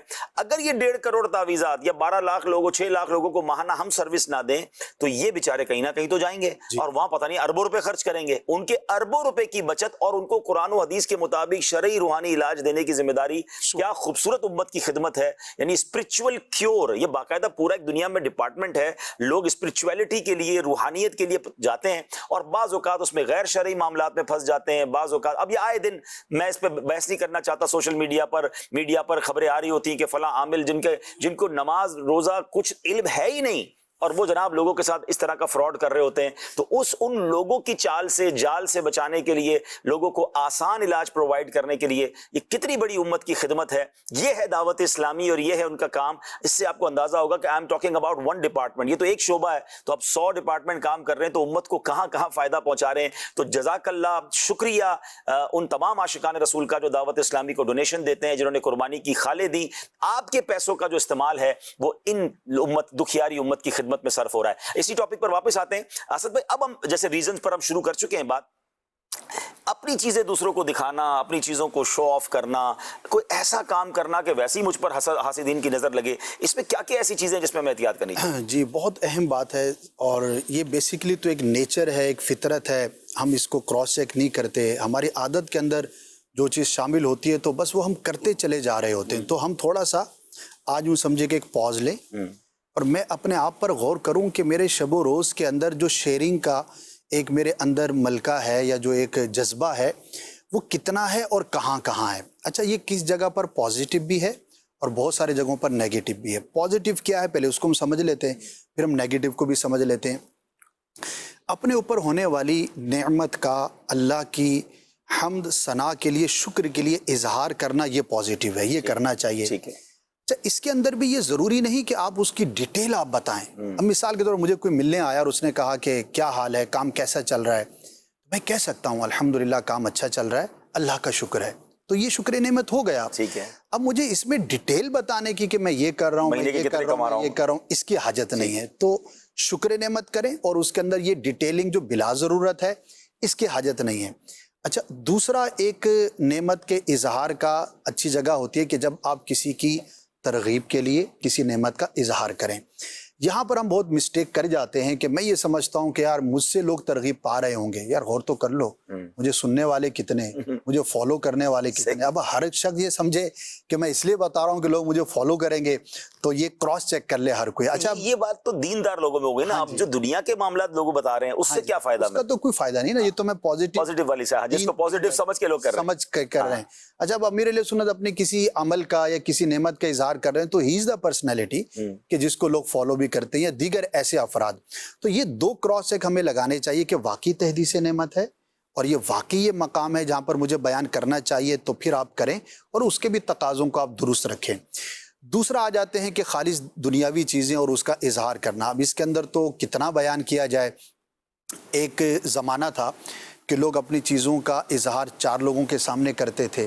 اب وہی جو ہے اس کا ملٹیپلیکیشن ہو گیا میڈیا کے ذریعے, ایکسیس عام ہونے کے ذریعے. اب وہ 4 نہیں ہیں, اب جس کو 4 کے سامنے کی عادت تھی اب وہ 4 لاکھ کے سامنے کر رہا ہے. جس کی 10 کے سامنے, خاندان کے سامنے یا کلاس فیلوز کے سامنے یا دوستوں کی چھوٹی سی کمیونٹی کے سامنے کرتا تھا, تو اب وہ اس کو سمجھے کہ 100 سے ملٹیپلائی کر دیں, جس سے بھی کر دیں.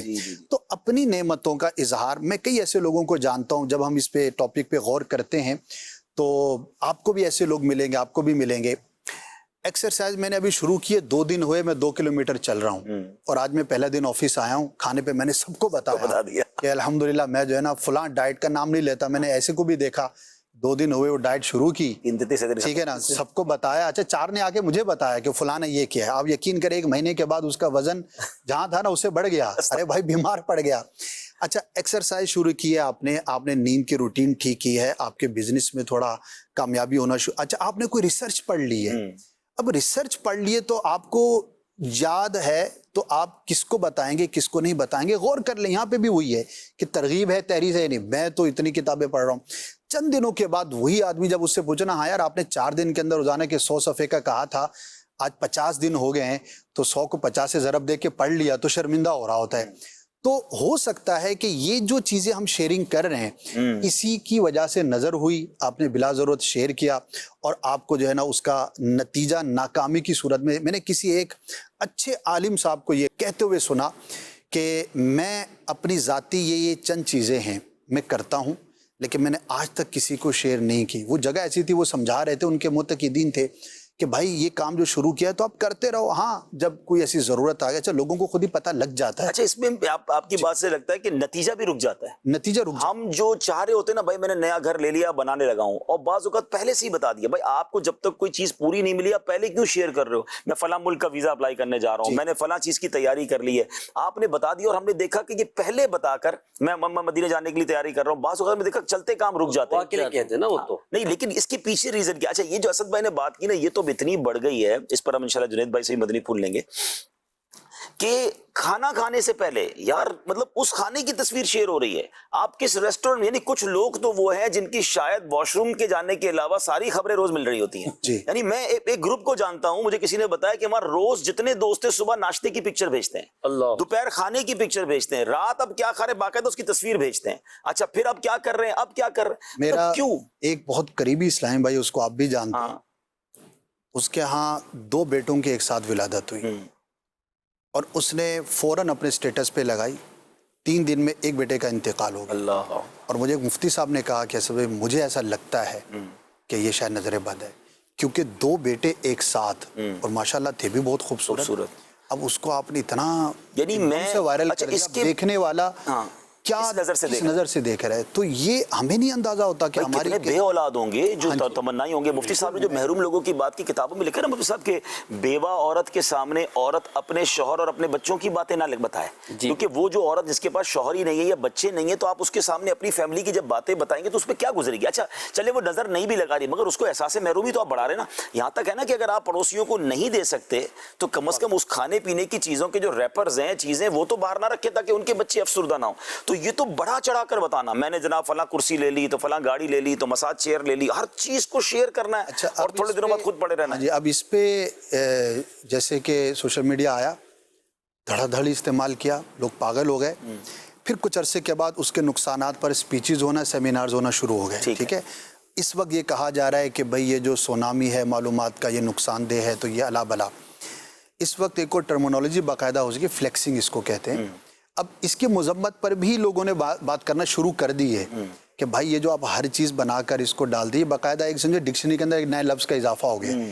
تو اب یہ آپ نہ کریں. اچھا وہ کرنے والے سب علماء یا مفتیان کرام نہیں ہیں, لیکن پریکٹیکلی جب کسی کی چیز کو دیکھتے ہیں کہ اس کا نقصان ہو رہا ہے تو پھر اس کے اگینسٹ میں بھی بات ہونا شروع ہو جاتی ہے. تو اس پر بھی اب بات ہونا شروع ہو گئی ہے. اچھا اس میں ایک طبقہ تو وہ ہے کہ جو جس کے پاس ہے اور وہ لگا رہا ہے, اور ایک طبقہ وہ ہے جس کے پاس ہے ہی نہیں اور وہ بھی لگا رہا بنا کے نا. مجھے کس نے بتایا کہ کرائے کی گاڑیاں لے کر باقاعدہ ولاگ بنانے کا ایک پورا ٹرینڈ ہے. 50,000 روپے ایک دن کی گاڑی ملے گی, 70,000 روپے کے جناب یہ ملے گا, تو 1,00,000 1.5 لاکھ روپے میں جب آپ یہ ولاگ بناؤ گے تو آپ کے اتنے لائک آ جائیں گے. اب آپ سوچیں آپ کے پاس وہ چیز ہی نہیں ہے اور آپ شو کر رہے ہیں یہ میری ہے, تو اس کا and of the day result ایک تو جھوٹ اور سارا معاملہ, پھر اس کے بعد جو حسد اور اس کے بعد نظر. آپ سوچیں تو صحیح کہ آپ یہ کیا کر رہے ہیں. ایک ایگزامپل بڑی تفنن بھی ہے اس میں. جنگل کے اندر نا چوہا 2 پیس پہن کے بڑا اکڑ کے چل رہا تھا, وال بنائے ہوئے تھے, تو اس کو کوئی جانور ملا تو اس نے کہا بھائی خیر تو ہے, آج تم چوہے بن کے رہو, یہ اکڑ کے کیوں چل رہے ہو. تو اس نے مجھ کو جناب تاؤ دیتے ہوئے کہا اصل میں وہ شیر کی بہن غائب ہو گئی ہے, تو اس کے اغوا کا مقدمہ نا میرے خلاف بنا ہے, تو اس لیے خوش ہوں, تو اس لیے میں جو ہے نا اکڑ کے چل رہا ہوں. تو یہ وہ لوگ ہیں کہ بھائی ہے کچھ بھی نہیں, اللہ گھر کے حالات دیکھے. میں ایک دفعہ نکاح پڑھانے گیا, بہت کم جانا ہوتا ہے, کچھ جاننے والے تھے, دوست تھے نا, تو جانا پڑتے کبھی کبھار. تو اب وہ چونکہ عادت نہیں ہے, روٹین نہیں ہے, تو اب وہ سائن کرنے ہوتے جس نے نکاح پڑھا ہے, قانونی طور پہ بھی ضروری ہے. اب میرے پاس پین نہیں تھا, تو میں نے دیکھا میں سب سے پڑھا لکھا کون لگ رہا ہے. تو ایک تھا اس کا نا بڑا خوبصورت سا پین لگا ہوا تھا اور کوٹی شوٹی پہنی ہوئی تھی. تو میں نے کہا بھائی ذرا پین دینا, تو پتہ یہ لگا کہ وہ پین تھا ہی نہیں. اچھا خالی ڈھکنا لگایا ہوا. زیادہ خوبصورت ہوتے نہیں چلتے. اچھا میں سوچوں کہ یار اللہ کے بندے گر گیا ہوگا یار, اس کا پین گر گیا ہوگا. اچھا ایسے بھی ہے کہ صرف ڈھکنا لگا کے تصویریں کھینچ پائے. اچھا تو یہ چوٹ کرنے کے لیے کہ بھائی آپ کے پاس جتنا ہے اس سے بھی تھوڑا سا کم آپ بتاؤ, تاکہ کبھی حالات آپ کے ٹائٹ ہوں. تو اچھا دعوتوں کے دن ہیں تو دعوتوں میں بھی یہی کریں گے, ہر چیز میں یہ کریں گے. جو آپ نے سوشل میڈیا کا کہا نا, تو اس میں محتاط لفظ یوز کروں گا, بھاری اکثریت نہیں کہوں گا. ایک تعداد ہے کہ جو ان دو واقعات کی زد میں آ جاتی ہوگی کہیں نہ کہیں. میں کم بتاتے نہیں نا, کم بتائیں گے لوگ عزت نہیں کرتے, کہتے ہیں نا کم تنخواہ بتائیں گے لوگ عزت نہیں کرتے, زیادہ بتائیں تو قرضہ مانگ لیتے ہیں. تو یہ جو اس فارمولے میں رہتے ہیں اور زیادہ بتا کر پھر پھنس بھی جاتے ہیں. ایسا ہی ہے, ایسا ہی. تو پھر اس میں اچھا اس کی برعکس دیکھیں, کچھ اتنے سمجھدار لوگ ہیں ہمارے اطراف میں ایسے بھی ہوں گے جن کے بارے میں کچھ پتہ ہی نہیں ہے, یعنی وہ خوش رہتے ہیں ماشاءاللہ اچھے ہیں, مگر فیملی کے بارے میں, گھر کے بارے میں کبھی نہ ان کی گھر کی پکچر دیکھی, ایون بچے نہیں دیکھے ان کے آج تک. یار وہ مطلب ماشاءاللہ اتنا اپنے آپ کو کیموفلاج رکھ کے, اچھا ماشاءاللہ ملیں گے کریں گے سب, لیکن ان کو زیادہ ہے ہی نہیں کہ میرے بارے میں لوگوں کو پتہ چلے. اور واقعی لگتا ہے وہ ٹھیک ہیں اس حوالے سے, ٹھیک ہیں. یعنی ہمارے بہت اچھے قریبی دوست ہیں, ان کے بچے کی ولادت ہوئی, مجھے بڑی خوشی ہو, بڑے عرصے بعد ان کی بچیوں کے بعد بیٹا ہوا. اچھا میں یہ ایکسپیکٹ کر رہا تھا آج تصویر آ جائے گی, کل آ جائے گی, اب پتہ چلا بچہ 3 سال کا ہو گیا, آج تک تو ہم نہیں دیکھ سکے. میں نے 1-2 بار اشارہ بھی کیا, کہتے نہیں یار میں سوشل میڈیا پہ نہیں کرتا. تو اچھا لگا کہ یار ان کی 4 بچیوں کے بعد ہوا, اب ایک ہی بیٹا, اب اس کو بھی ذرا, لیکن جناب اتنا ہلہ گلا کر لینا, پھر بعض اوقات ہم خود پریشان ہو. تو جناب اب ہم چلتے کیور کی طرف, ٹاپک کافی اچھا کور ہو گیا. 1-2 کال لے لے, کالیں بتا رہے ہیں بہت زیادہ ہیں, چلیں 1-2-3 کالیں ایک ساتھ چلا دیں, پھر ہم اس پہ جواب لے لیتے ہیں. میرا یہ سوال ہے کہ کسی کے بارے میں اس طرح کہنا کہ ان کی نظر بد لگتی ہے, اس طرح کہنا کیسا؟ اگلی کال دے دیں. آصف بھائی کی آواز میں نعت پاک سنوا دیں جو مدینے کے تصور میں جیا کرتے ہیں. ماشاءاللہ. یہاں میسج میں بھی آیا, اویس اسلم جتوئی صاحب ہیں مظفر گڑھ سے, اگر کسی کو یہ کہہ کر چڑھانا کہ وہ نظر بد کرتا ہے اور وہ واقعی نظر لگاتا بھی ہو تو اس بارے میں رہنمائی فرما دیں. یعنی اب یہ جو ہم نے ٹاپک آج کیا ہے نا, تو یہی ہوگا کہ یار مجھے تو فلاں کی نظر لگ گئی, وہ جیسے وہ جوس والے کا واقعہ سنایا کہ بھئی گلاس گر گیا. تو اب اگر کوئی ایسا واقعہ ہو جائے تو ہمیں کیا یہ کہنا ہے کہ یار فلاں کی نظر لگ گئی, جب سے وہ بہو آئی ہے گھر میں, جب سے جناب نظریں لگنا شروع ہو گئی ہیں, میرے سامنے اس نے دکان جب سے کھولی ہے نا, وہ اس نظروں سے دیکھتا ہے میرا کاروبار ڈاؤن ہو گیا, تو یہ کہیں ہم ڈبل گناہ میں تو نہیں پڑیں گے مفتی صاحب؟ یہ تو بہت سخت بدگمانی ہے, اور کسی شخص کے سامنے ہی اس کو کہنا زیادہ اس کی بہت زیادہ دل آزاری ہے. ٹھیک ہے, ہم کسی کے بارے میں, اور بالخصوص جو آپ نے مثالیں دی, اب بہو گھر میں آئی تو اب اس کے بعد اگر گھر کے حالات کچھ خراب ہوئے یا مالی طور پر کچھ کمزوری یا کچھ ایسا معاملات ہوئے تو وہ سارا کچھ بہو پہ ڈال دیتے ہیں, بعض کا تو اس کے خاندان والوں پہ ڈال دیتے ہیں, اور اس میں بھی لوگ پڑ جاتے ہیں اور اس کی ظاہر دل آزاری کرتے ہیں. اگر بہت اچھا کاروبار ہو جائے تو پھر کیا بہو کے نام دیں گے کہ یہ بہو آئی ہے, اور اس کے بعد اگرچہ بعض بہویں ہوتی ہیں وہ خود ہی کہہ دیتی ہیں میری وجہ سے ہو رہا ہے یہ سب کچھ. اچھا بچوں کی وجہ سے تو ماشاءاللہ دیکھا ہے کہ بعض اوقات کوئی بچی یا بچہ گھر میں آیا اور ماشاءاللہ کام اچھا ہو جائے تو لوگ کہتے ہیں یار یہ ماشاءاللہ یہ اچھا شگون ہے, یہ اچھا شگون ہے. دیکھیں جو ہم شروع میں کچھ بدشگونی پر بھی بات چیت ہوئی نا, تو یہ جو اس طرح کی تعین کے ساتھ جاتے ہیں یہ پھر بدشگونی والے معاملات کی طرح, کسی نابینے کو دیکھ کر, کسی کانے کو, اور اس طرح کے واقعات ہم کتنے پڑھتے ہیں جو بدشگونی کی طرف وہ لے کے جاتے ہیں. تو تعین کے ساتھ کسی شخص کے بارے میں یہ ایک ہے اپنا, چلو آپ ذہن بنا کے آپ کے کچھ تجربات ایسے ہو گئے کہ اس شخص کا آپ کے ساتھ یا نظر لگنے کا آپ کو ایک اندازہ بالفرض ہو گیا, یا کچھ آپ کو پتا ہے کہ کرائن ہے کہ وہ آپ سے حسد ہے یا کچھ ہے معاملہ, تو آپ اپنے طور پہ اس کے وظائف پڑھیں, جو بھی وظیفہ کرنا ہے وہ کریں, لیکن اس کے یہ آپ کو پورے سب کو مشہور کرنا, سب کو بتانا اور پھر اس کے منہ پر کہنا نارمل ایک طریقے سے, تو یہ بالکل سخت. منہ پر کہیں یا پیچھے سے بھی نہیں سوچ سکتے نا, ہمیں کیا پتا کہ اس کی نظر بدگمانیاں کرنا, اور اس میں ہم اپنا علاج کر لینا, ہم اپنا علاج کر لیں. اور ہم نے جب یہ پڑھ لیا یا سن لیا کہ اپنوں کی بھی نظر اچھی نظر, یعنی دوست ہی ہیں, رشتہ دار ہی ہیں, ماں باپ ہیں, تو پیار کی نظر سے دیکھتے ہیں. بھائی اپنی بھی لگ جاتی نظر. اچھا ہاں, اپنے آپ کو بھی دیکھ کے نا بعض اوقات یہ اپنی نظر کا بھی شیشے کے سامنے ہو, یا اس میں جو ماسٹر ہیں سیلفیوں کے, پھر اس کے بعد اچھا فلٹر کے, جی ہاں, تو یہ کر کے, تو یہ اپنی بھی چیزیں دیکھنا بار بار, جس میں اپنے آپ کو بھی وہ اچھا بھلا تو اس میں بھی ہے. تو ورد وظیفے وہیں بھی پڑھتے رہنا چاہیے ماشاءاللہ تبارک اللہ, یعنی اس طرح کے کوئی کلمات. اب تو وظیفے بہت ضروری ہو گئے ناظرین, اور کے بھی ہوں, کسی اور کے تیار ہو گئے سب. اب تو تیار بیٹھے کے علاج بتائیں بھائی, اپنی بھی لگ رہی ہے, رشتہ داروں کی بھی لگ رہی ہے. یہ تو انسانوں کے حوالے سے ہے, جنات کی بھی نظر لگ جاتی. نہیں کرو یار, یا اللہ. اچھا جنات بھی تیار ہیں, اچھا جانوروں پر بھی نظر لگ جاتی ہے. جی بالکل, اللہ اکبر. چاہتے ہیں جانور. اچھا آصف بھائی چلے کچھ اشعار سنا دیں, پھر چلیں گے ہم علاج کی طرف. تو آصف بھائی کا ابتدائی کلام بھی نہیں ہوا. ہاں چلے بس, آصف بھائی تو آج شامل بھی ہے نا, ایز اے مبلغ بھی شامل ہے. جی صلو علی الحبیب صلی اللہ تعالی علیہ وسلم. نگاہ لطف کے امیدوار ہم بھی ہیں, نگاہ لطف کے امیدوار ہم بھی ہیں, لیے ہوئے تو دل بے قرار ہم بھی ہیں, ہمارے دست تمنا کی لاج بھی رکھنا, تیرے فقیروں میں شہریار ہم بھی ہیں تمہاری ایک نگاہ کرم میں سب کچھ ہے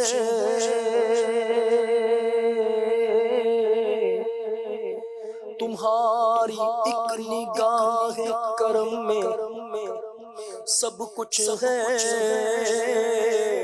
پڑے ہوئے تو سر راہ گزار ہم بھی ہیں جو سر پہ رکھنے کو مل جائے نال پاک حضور تو پھر کہیں گے کہ ہاں تاجدار ہم بھی ہیں ادھر بھی تو سن اقدس کے دو قدم جلوے تمہاری راہ میں مشت غبار ہم بھی ہیں ہماری بگڑی بنی ان کے اختیار میں ہے سپر انہیں کے گے سب کاروبار ہم بھی ہیں حسن جن کی سخاوت کی دھوم عالم میں انہیں کے تم بھی ہو ایک ریزہ خار ہم بھی ہیں نگاہ لطف کے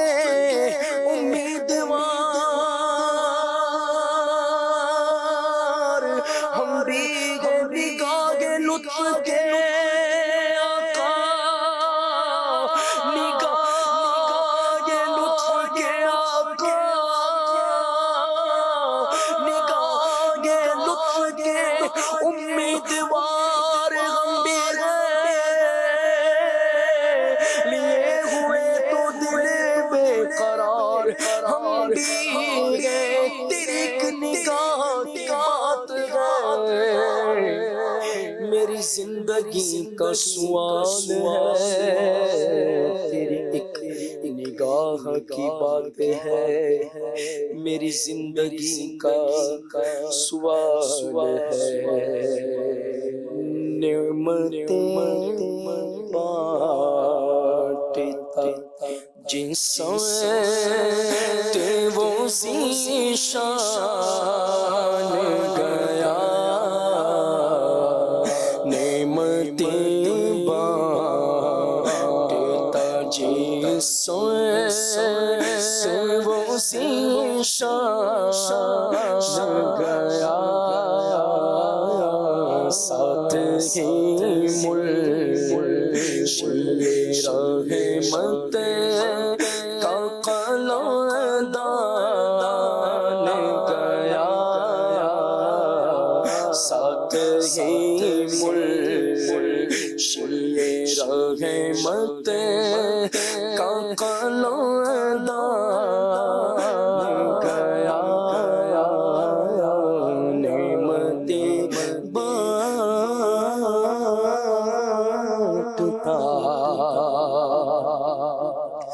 لے خبر جل کے غیروں کی طرف دھیان گیا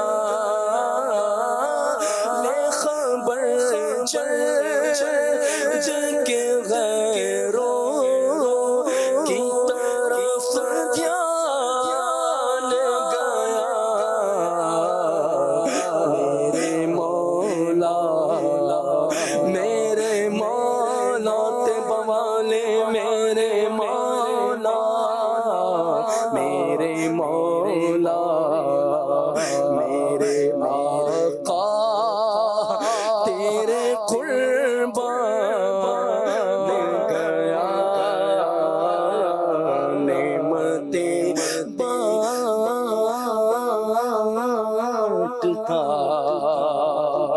انہیں جانا انہیں مانا نہ رکھا غیر سے کام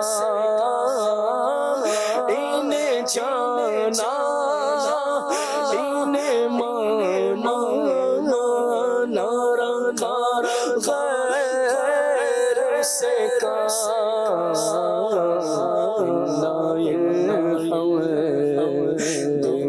دنیا سے مسلمان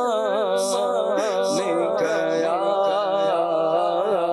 للہ الحمد میں دنیا سے مسلمان گیا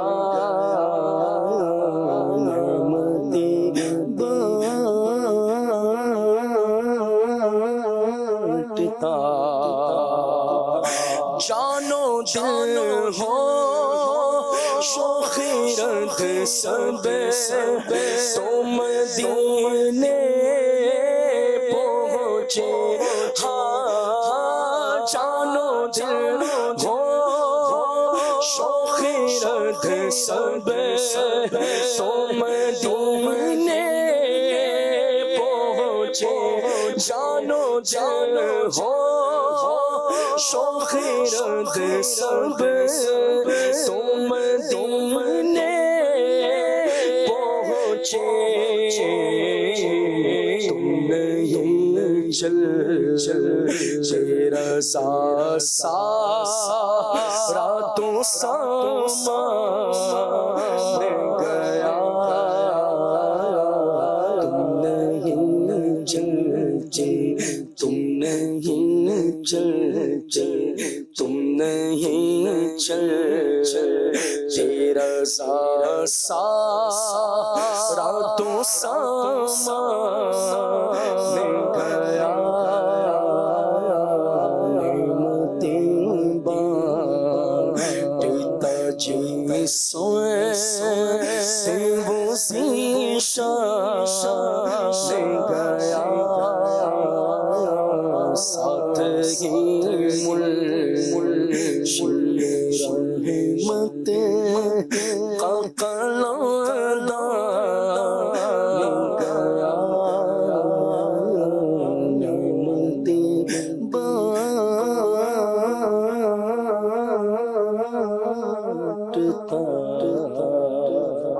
سبحان اللہ. جانو دل ہوش و خرد سب تو مدینے پہنچے تم نہیں چلتے رضا سارا تو سامان گیا. جی جنید بھائی اب بتائیے جناب, اب تو لوگ تیار بیٹھے ہیں کہ علاج کیا ہے, ہم بچیں کیسے؟ اب نظر بد سے حفاظت کے روحانی علاج کچھ احتیاطیں میں ترتیب وار عرض کرتا ہوں. سب سے پہلے تو قرآن سے روحانی علاج, ٹھیک ہے, پھر حدیث سے روحانی علاج میں عرض کروں گا, پھر اس کے بعد بزرگان دین رحمہم اللہ مبین کے اقوال, کچھ امیر علیہ سنت دامت برکاتہم العالیہ کے عطا فرمائے ہوئے وظائف. ماشاءاللہ. سب سے پہلے تو قرآن سے روحانی علاج سورۃ القلم کی آیت نمبر 51, بسم اللہ الرحمن الرحیم وَإِن يَكَادُ الَّذِينَ كَفَرُوا لَيُزْلِقُونَكَ بِأَبْصَارِهِمْ لَمَّا سَمِعُوا الذِّكْرَ وَيَقُولُونَ إِنَّهُ لَمَجْنُونٌ. ٹھیک ہے, یہ آیت مبارکہ اول اور آخر درود پاک کے ساتھ پڑھ کر اگر اپنے اوپر دم کر لیا جائے نا تو الحمدللہ عز و جل نظر بد سے حفاظت رہے گی. اچھا یہ ان کے لیے بھی ہے کہ اگر پڑھ کر دم کر لیا جائے نا تو پیشگی ہی الحمدللہ عز و جل نظر بد سے محفوظ ہو جائیں گے. اور جس کو نظر بد لگی ہوئی ہے اگر یہی آیت مبارکہ پڑھ کر یا تو وہ خود دم کر لے یا کوئی دوسرا پڑھ کر دم کر دے تو الحمدللہ عز و جل اس کی نظر بد کا بھی یہ توڑ ہو جائے گا. اور اس آیت مبارکہ کے بارے میں فرمایا گیا کہ بہت زیادہ مجرب یعنی تجربے سے یہ بات ثابت ہے کہ الحمدللہ عز و جل جس پر پڑھ کر یہ دم کی گئی ہے یا جس نے پڑھا ہے نظر بد کا توڑ ہو جاتا ہے. ماشاءاللہ. یہ تو ہوا قرآن سے روحانی علاج. اب حدیث سے روحانی علاج, ہمارے پیارے آقا صلی اللہ تعالی علیہ وآلہ وسلم جنات اور لوگوں کی بری نظر سے پناہ مانگا کرتے تھے. اچھا جب معوذتین یعنی سورۃ الفلق اور سورۃ الناس یہ دونوں صورتیں نازل ہوئیں تو پیارے آقا صلی اللہ تعالی علیہ وآلہ وسلم نے ان دونوں صورتوں کو اختیار فرما لیا اور معوذتین پڑھ کر دم فرمایا کرتے تھے. تو یہ بھی نظر بد سے, لوگوں کی نظر بد سے محفوظ رہنے کے لیے بہت زیادہ یہ مجرب ہے. اچھا اب بعض اوقات بچوں کو نظر بد لگ جاتی ہیں. اب میں وہ وظیفہ عرض کرنے لگا ہوں کہ جو ہمارے آقا صلی اللہ تعالیٰ علیہ وآلہ وسلم امام حسن اور امام حسین رضی اللہ تعالیٰ عنہما پر پڑھ کر دم فرمایا کرتے تھے. سبحان اللہ. اب وہ کون سا وظیفہ ہے؟ ہمارے آقا صلی اللہ تعالیٰ علیہ وآلہ وسلم یہ مبارک کلمات اعوذ بکلمات اللہ التامہ من کل شیطان وہامہ ومن کل عین لامہ. اس کو 3 حصوں میں پڑھ دیتا ہوں. اعوذ بکلمات اللہ التامہ मिन कुल्लि शैतान वहाम्मा व मिन कुल्लि आइन लाम्मा। ये इमाम हसन इमाम हुसैन रज़ियल्लाहु ताला अन्हुमा पर दम फरमाया करते सुभान अल्लाह। और फरमाते कि तुम्हारे जद्द अमजद में हज़रत इस्माईल और हज़रत इसहाक़ अलैहिस्सलातु वस्सलाम पर पढ़कर दम फरमाया। हज़रत इब्राहीम दम फरमाया करते, हज़रत इब्राहीम अलैहिस्सलाम इन दोनों पर दम फरमाया। माशाअल्लाह। ये हुए हदीस से रूहानी इलाज ना। भाई आगे कंटिन्यू कीजिएगा। एक दफ़ा हमने पढ़ा फूंका, ये कितने दिन तक इफेक्टिव रहेगा, इसकी भी कोई है कैलकुलेशन? हुसूल शुफा ये वज़ाइफ होते हैं। अब ये हदीस पाक में जैसे बयान फरमाएंगे तो बतौर बरकत की नीयत से भी हमारे आका सल्लल्लाहु अलैहि वसल्लम के मुबारक कलमात हैं, तो वैसे भी पढ़ते रहें। और कुछ वज़ाइफ तो रोज़ाना ही पढ़ने के ना, जैसे हर रात को पढ़ने के हवाले से हैं और रात के शर से बचने के हवाले से भी जी बतौर। अब मैं वही अर्ज़ करने लगा हूँ जो हमारे आका सल्लल्लाहु अलैहि वसल्लम रात को आराम फरमाने के लिए बिस्तर मुबारक पर तशरीफ़ ले जाते हैं। ये तो ऐसा मुबर्रक और जामे वजीफ़ा, यूँ कहिए कि हमारा अपना खुद का हिसार बन जाएगा। रात को सोने से पहले हमारे आका सल्लल्लाहु अलैहि वसल्लम जब बिस्तर मुबारक पर तशरीफ़ ले जाते हैं, सूरतुल इखलास, सूरतुल फलक और सूरतुल नास पढ़कर दोनों हाथों मुबारक पर दम फरमाते, अपने सर पर, अपने चेहरे पर और पूरे जिस्म अक़दस पर हाथ फेर लिया करते। ये 3 मरतबा अमल आप फरमाते। तो ये तालीम उम्मत के लिए भी है। ये रोज़ाना रात को सोने से पहले अगर हम चाहते हैं कि हमारे हिफाजती हिसार हो जाएं, हमें बुरी नज़र से महफूज रहें, लोग हमें नुकसान ना पहुंचा सकें। बाद औक़ात हासिदीन पीछे लग जाते हैं, मुखालिफिन पीछे लग जाते हैं। अच्छा, बाद औक़ात अपने ही कुछ ऐसे होते हैं कि जो हमारी टोह में लगे रहते हैं, कुछ तजस्सुस में पड़े रहते हैं। इन सब के बुरे शर से अल्हम्दुलिल्लाह से वजल हिफाजत हो जाए। ये अपने हवाले से। अब आइए बच्चों के हवाले से। उम्मूमन घरों में बच्चे होते हैं, बच्चों को नजर बद लग जाती है। अच्छा, ये बड़ों के लिए भी है। और जो वजीफ़ा मैंने अर्ज़ किया, आऊज़ु बिकलिमातिल्लाहि ताम्मा मिन कुल्लि शैतानिन व हाम्मा व मिन कुल्लि आइनिन लाम्मा, ये वालिदैन चाहे तो पढ़कर बच्चों पर भी दम कर सकते हैं। अब ख़ास बच्चों के हवाले से एक नजर बद से हिफाजत का एक वजीफ़ा अमीरुल सुन्नत दामद बक़ातुहु आलिया ने अता फरमाया, वो ये कि सूरतुल कौसर पढ़कर बच्चे के पहले सीधे गाल पर दम किया जाए। सही। फिर दोबारा सूरतुल कौसर पढ़कर बच्चे के उल्टे गाल पर दम किया जाए। फिर तीसरी मरतबा सूरतुल कौसर पढ़कर बच्चे की पेशानी पर दम कर दिया जाए। अल्हम्दुलिल्लाह अज़्ज़ वजल बच्चों की नजर बद का तोड़ भी हो जाएगा। अगर पढ़कर दम कर दिया जाए तो बच्चे नजर बद से महफूज। अच्छा, ये रूहानी इलाज भी हुआ। और इसका एक और अमल अमीरुल सुन्नत ने इरशाद फरमाया कि यहाँ ठोड़ी पर एक सियाह निशान लगाया जाता है बच्चों के ना। तो इससे भी एक फ़ायदा ये होता है कि बच्चों को नजर बद नहीं लगती, क्योंकि देखने वाले की नज़र पहले उस पर पड़ेगी, तो वहीं अगर अल्लाह ना करे कोई बुरी नज़र होगी तो वहीं उसका तोड़ हो जाए। टोट के और भी हैं क्या? और भी नजरों के। हाँ, अच्छा, इसमें तो आते हैं मुफ्ती साहब। ये जो अभी आपने भी एक बात की थी कि खेत के अंदर कोई ऐसी चीज़ लगा दी कि भाई खेत की हरियाली और खूबसूरती के बजाय पहले उस पर नज़र पड़ी, तो क्या इसका मतलब ये होगा कि हम जब तैयार कपड़े वगैरह अच्छे पहन रहे हैं जिस दिन, तो हम क्या अपना कुछ कपड़ों पर कोई दाग लगा लें, या उस दिन कोई टेढ़े मेढ़े कुछ बन जाए, कोई चीज़ें बटन तोड़ दें? क्या मतलब अच्छी चीजें नहीं पहने, अच्छी चीजें ना लगें, क्या करें? गाड़ी पे खुद ही स्क्रैच लगा दें अपनी? अल्लाह पाक की नेमतों का इजहार होना चाहिए। बल्कि खुद रिवायात में ये इरशाद फरमाया कि जब अल्लाह ने तुम्हें नवाजा है तो वो तुम्हारी ज़ाहिरी हालत से भी उसका इजहार हो। अच्छी नीयतों के साथ इजहार होना चाहिए। जो चीज़ें मैंने शुरू में ही अर्ज़ कर दिया था कि कई चीज़ों से हम बिल्कुल भी नहीं बच पाएंगे और वो मुआशरे का एक हिस्सा है।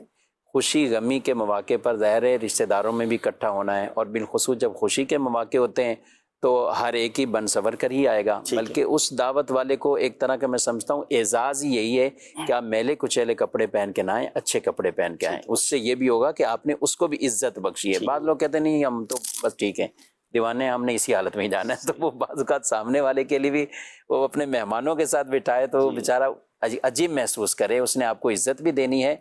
तो ये एक दावत के जो अंदाज हैं रसूलुल्लाह सल्लल्लाहु अलैहि वसल्लम ने तो ये इरशाद फरमाया था कि जिसके पास 2 चादरें तो एक चादर में वो नमाज पढ़ने के लिए ना आया करे, अपनी 2 चादरों का एहतमाम करके आए। जब आपने किसी के बाल ऐसे बिखरे हुए देखे तो आप सल्लल्लाहु अलैहि वसल्लम ने फरमाया क्या तुम्हारे पास कोई ऐसी चीज़ नहीं कि इसको संवार लो? जब ये बाल रखे हैं तो फिर इसका भी तो एहतराम करो। जो ये चीज़ें इसी तरह कपड़ों के हवाले से भी हैं।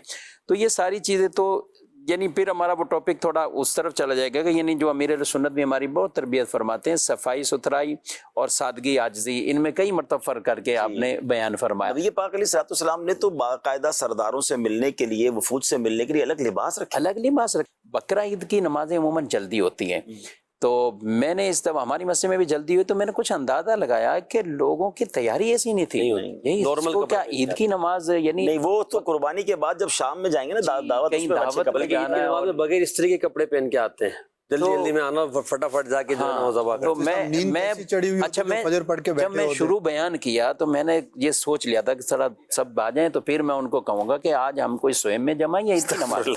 یار آپ لوگ جو کچھ مجھے ایسے نظر آ رہے ہیں کہ وہ بالکل یا تو نیند سے ایسے اٹھے ہوئے, انہوں نے رات کے جاگے ہوئے مفتی صاحب رات کے جاگے تیاری تو ہونی چاہیے نا یہ. بھائی آپ اگر قربانی کر دیں تو لباس تبدیل کر لیں گھر بعد میں سب کچھ ہو جائے گا. تو جس طرح کی اکرام ہونا چاہیے جو نماز کا اکرام ہے, اور یہ تو سال میں ایک بار ہے, یہ تو نہ کوئی نہ پڑھے تو لوگ دسوں اس کو یاد دلائیں گے تو عید کی نماز ہی نہیں پڑھی تو نے. اور لوگ پوچھ بھی رہے ہوتے ہیں کہ بعض اوقات دوسرے ٹائم کہاں پہ ہیں, اور مسجدوں میں رکھے بھی ایسی سہولت کے لیے جاتے ہیں کہ لوگ وہاں پہ چلو پڑھ لیں. تو یہ نماز کے لیے اکرام تھا, خاص طور پر یہ نماز کے لیے اعزاز تھا.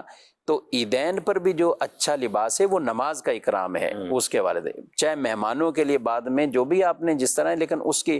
اور میں تو یہاں ناظرین سے کہوں گا جب بھی آپ نیا کپڑا ہو اور نیا سوٹ ہو, اس سے پہلا کام ہی نماز کر لیں.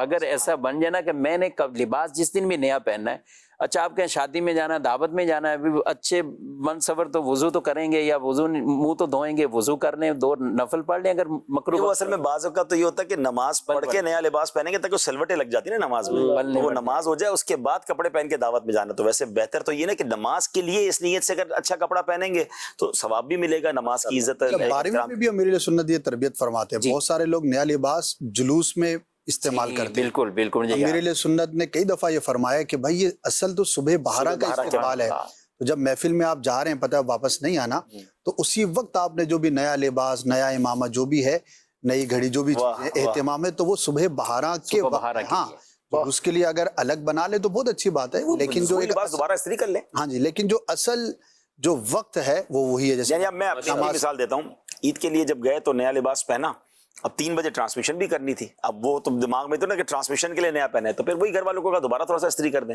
قربانی جب کی تو لباس چینج کر لیا, کہ ذبح کے وقت پتہ ہے خون وغیرہ لگ جاتا ہے. ایک بار ہو بھی گیا تھا میرے ساتھ, کیونکہ وہ ہم ڈائریکٹلی چلے گئے نئے کپڑے پہن کے, تو وہ پورے اس کے بعد ٹرانسمیشن بھی کرنی تھی, تو پھر میں ٹرانسمیشن میں پرانے کپڑے پہن کے آیا کیونکہ وہ خون والے ہو گئے.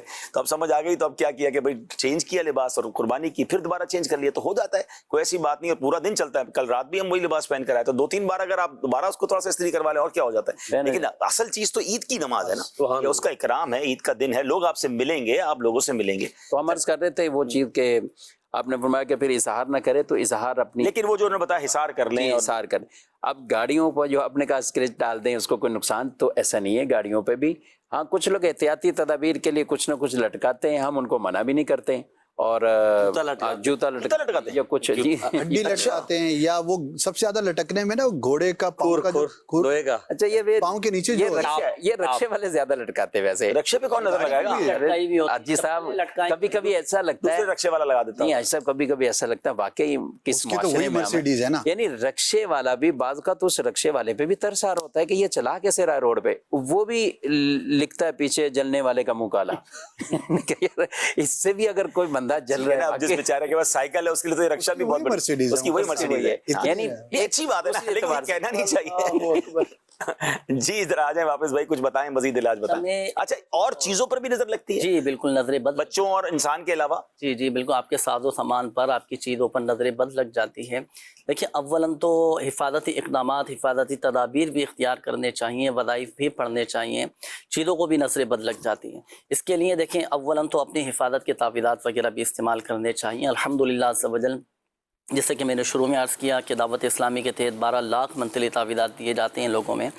تو آپ کا آفس ہے, آپ کی دکان ہے, آپ کی گاڑی ہے, آپ کا گودام ہے, جو بھی آپ کے کاروباری معاملات ہیں, تو اس کے لیے بھی آپ تعویذات استعمال کریں, لٹکائیں. الحمدللہ عز و جل حفاظت رہتی ہے, برکت رہتی ہے. اچھا ایک اور اہم چیز میں عرض کرنا چاہوں گا, دیکھیں اگر آپ کسی کے مرید ہیں تو ایک مرید کے لیے اپنے پیر کے دیے ہوئے وظائف کافی ہیں. سبحان اللہ. ورنہ وظائف تو سینکڑوں وظائف میں ابھی بھی عرض کر دوں, نظر بد سے حفاظت کے, دیگر بزرگوں کے, لیکن ایک مرید کے لیے اپنے پیر کے دیے ہوئے وظائف کافی. اگر ہم وہ پڑھنے میں کامیاب ہو گئے نا, تو الحمدللہ سمجھ ہر چیز کا علاج ان وظائف میں موجود ہے. اور اپنا روحانی علاج بھی کرواتے رہنا چاہیے. بعض اوقات ہمیں پتہ نہیں ہوتا کہ نظر بد لگی ہوئی ہے, لیکن ہماری طبیعت میں بے چینی, بے سکونی, برے خواب نظر آنا, یہ چند ایک علامات میں اب عرض کرتا ہوں نا, डर खौफ की हाँ, ये बताएं कि मुझे कैसे पता चले कि मुझ पर कोई अमले बद या नजर बद हो गई है, तो इसकी निशानियां क्या होती हैं? कई मरीज ऐसे होते हैं रिपोर्ट्स क्लियर आ रही होती हैं, वो आते हैं रूहानी इलाज के स्टॉल पर भी हमने फलां डॉक्टर को दिखाया, डॉक्टर बदल लिए, टेस्ट करवा लिए, रिपोर्ट सारी की सारी क्लियर हैं, लेकिन बज़ाहिर कोई ऐसी बीमारी उसकी तशख़ीस नहीं हो पा रही। तो होता है नजर बद के मामलात होते हैं, रूहानी मसाइल भी होते हैं, इसका इनकार भी नहीं किया जा सकता। तो देखें बाद वक़्त आपकी तबीयत बेचैनी होना शुरू हो जाएगी, ना घर में, आपके काम में, ऑफिस में आपका दिल नहीं लगेगा, जिस्म भारी होना शुरू हो जाएगा, बुरे ख्वाब आपको नज़र आएंगे, सोने के लिए लेटेंगे, सुकून वाली एक वो आपको नींद नहीं आएगी, करवटें बदलते रहेंगे, बेचैनी के मामलात रहेंगे। तो ये होता है, ये नज़र बद की वजह से होता है। और फिर जब आप वज़ाइफ वगैरह पढ़ेंगे, दुआएं पढ़ेंगे, तो अल्हम्दुलिल्लाह समझ आपको एक वाज़ेह फ़र्क नज़र आना शुरू हो जाएगा। फिर इसकी बाकायदा कार्ड वगैरह भी होती है, इसका मुकम्मल रूहानी इलाज होता है, आप कार्ड वगैरह करवाते रहा करें अपनी, अल्हम्दुलिल्लाह समझ मसला हल हो जाएगा। अच्छा, कार्ड के हवाले से ये भी अर्ज़ करूँ, चले नाज़रीन भी हमारे साथ हैं, आप करवाएं अपनी कार्ड, रूहानी इलाज के स्टॉल पर आकर भी करवा सकते हैं। ऑनलाइन अब तो अल्हम्दुलिल्लाह दावत इस्लामी के तहत हमारे लिए आसानी कर दी गई, आप घर बैठे ऑनलाइन कार्ड का अमल करवा सकते। अपनी कार्ड क्या होती है? ये मुख्तलिफ़ मसाइल, मुख्तलिफ़ बीमारियाँ, मुख्तलिफ़ अमराज, इसी तरह मुख्तलिफ़ किस्म की जो परेशानियाँ, मुसीबतें आ जाती हैं, तो इनसे हिफाजत के लिए कार्ड का अमल किया। आपकी तबीयत नासाज है, आपको भारीपन तबीयत में महसूस हो रहा है, आप चाहें तो कॉल, क्या कोई वजीफ़ा पढ़ते हैं आप? मखसूस अमलियात होते हैं इसके ना, वो शोबा कुरान और हदीस की रोशनी। जी जी अल्हम्दुलिल्लाह सबजल। और हमारे सारे शोबा रूहानी इलाज के मामला शरई स्कैनिंग हुई हुई है सारे माशाअल्लाह। ये कार्ड का अमल होता है, माशाअल्लाह फ़ायदा हो जाता है। और उसकी भी आपको फीस नहीं अब आपकी कोई चीज़ गुम हो गई है, उसकी कोई फीस तो नहीं है कार्ड के? कोई फीस वगैरह नहीं होती। आप खुद कह रहे हैं करवाएं, मतलब आप चाह रहे हैं कि लोग आपसे रब्ता करें और आप बिजी रहें, आप तैयार हैं इसके लिए माशाल्लाह। ये दुखियारी उम्मत की गमखारी अल्हम्दुलिल्लाह टैग लाइन ही ये है, कमाल है, दुखियारी उम्मत का। जी जी अल्हम्दुलिल्लाह। माशाल्लाह वो जो दुआओं वाला सिलसिला अब्दुल हबीब भाई, इज्तिमाई दुआ कमाल है। वो क्या होता है? इज्तिमात करते हैं जिसमें अक्सर गमज़दा या बीमार ही शामिल हो के जो इसमें बाकायदा हम मुख्तलिफ़ इलाक़ों में, मुख्तलिफ़ शहरों में जाकर इनको ये सर्विस फराहम कर रहे होते हैं। अगर आपके शहर में कोई मिसाल के तौर पीलिया के मरीज़ हैं और इस तरह बड़े अमराज में मुब्तला हैं, वो शहर में वबा भी फैल जाती है। जी ठीक है। तो इसमें होता यह है कि अल्हम्दुलिल्लाह मुख्तलिफ़ मसाजिद में तिलावत और नात का सिलसिला, बयानात, फिर दुआए हाजात पढ़ी जाती है, फिर नमाज हाजात अदा की जाती है। नमाज हाजात के बाद इज्तिमाई दुआ मस्जिद वालों के लिए, मोहल्ले वालों के लिए, उन मरीजों के लिए फिर इज्तिमाई दुआ होती है। दुखियारे लोग मिलकर जब दुआ करते होंगे तो उनकी कैफियत क्या होगी? तो ये अल्हम्दुलिल्लाह उनके इलाकों में जाकर इस्तिखारे भी कर रहे होते हैं, यानी यूँ समझिए कि डॉक्टर खुद चलकर मरीज के पास आ रहा हो कि आप अपना इलाज करवाएं। क्या बात है दावत इस्लामी की नाज़रीन। बहुत सारे रूहानी इलाज मिल गए, लेकिन ज़ाहिर अब आपके ज़हनों में बहुत सारे सवालात आ रहे होंगे कि मुझे तो ये भी प्रॉब्लम है, तो फलां भी है। तो माशाल्लाह ये सर्विस टेलीफोन पर भी अवेलेबल है, वेबसाइट पर भी अवेलेबल है, सोशल मीडिया पर भी अवेलेबल है। और जनाब आपके इलाकों में इज्तिमात जो होते हैं, दावत इस्लामी के वीकली इज्तिमात होते हैं, वहाँ भी रूहानी इलाज वाले बैठे होते हैं। तकरीबन दावत इस्लामी के फैज़ान मदीना में हम देखते हैं कि सब रूहानी इलाज का स्टॉल लगा हुआ होता है। फैज़ान मदीना में तो माशाल्लाह लाइनें लगी हुई होती है, लोग फ्री ऑफ चार्ज ये लेकर जाते हैं। तो ये आप करा के एक बार देख लें, इसमें जाता तो कुछ नहीं है ना। अगर आपको लग रहा है तो ना फीस आपसे ले रहे हैं, लेकिन ये आप चाह रहे हैं कि आप अगर रूहानी इलाज करा लें तो आपकी तबीयत में बेहतरी और अल्लाह करे ये मसाइल हल हो जाए। हम भी दुआ करते हैं, आप सब भी आमीन कह दें कि अल्लाह पाक सारे मरीजों को शिफा दे, जिस्मानी अमराज वालों को भी शिफा दे, रूहानी अमराज वालों को भी शिफा दे। अल्लाह करीम हम सबको जादू, टोने, आसेब, नजर बद, हासिदों के हसद, शरीरों के शर, शैतान के शर से महफूज अल्लाह दुनिया में भी खैर अता फरमा, आखिरत में भी खैर नसीब फरमा। वसल्लल्लाहु तआला अला खैर खल्किही मुहम्मद व आलिहि वस्हबी अजमईन बिरहमतिका या अरहमर राहिमीन। यहाँ एक सवाल मैं इनसे करना चाहूँ। जरूर जरूर। उम्मन ऐसा होता है कि कहीं गैदरिंग होती है तो बच्चों को सामने लाया जाता है कि इनको दम कर दीजिए, या कोई बुजुर्ग होते हैं, बीमार होते हैं, वो कहते हैं दम कर दीजिए। अब उसका मसला क्या है वो डिटेल बाद औक़ात बताते नहीं है। तो कौन सा ऐसा कोई वजीफ़ा आयत हो जो हम दम करें तो वो सबके लिए फ़ायदेमंद हो? देखिए इसमें तो सबसे बढ़कर ये है कि पहले तो आपको पता होना चाहिए कि मैं कौन सा वजीफ़ा ज़्यादा पढ़ता हूँ।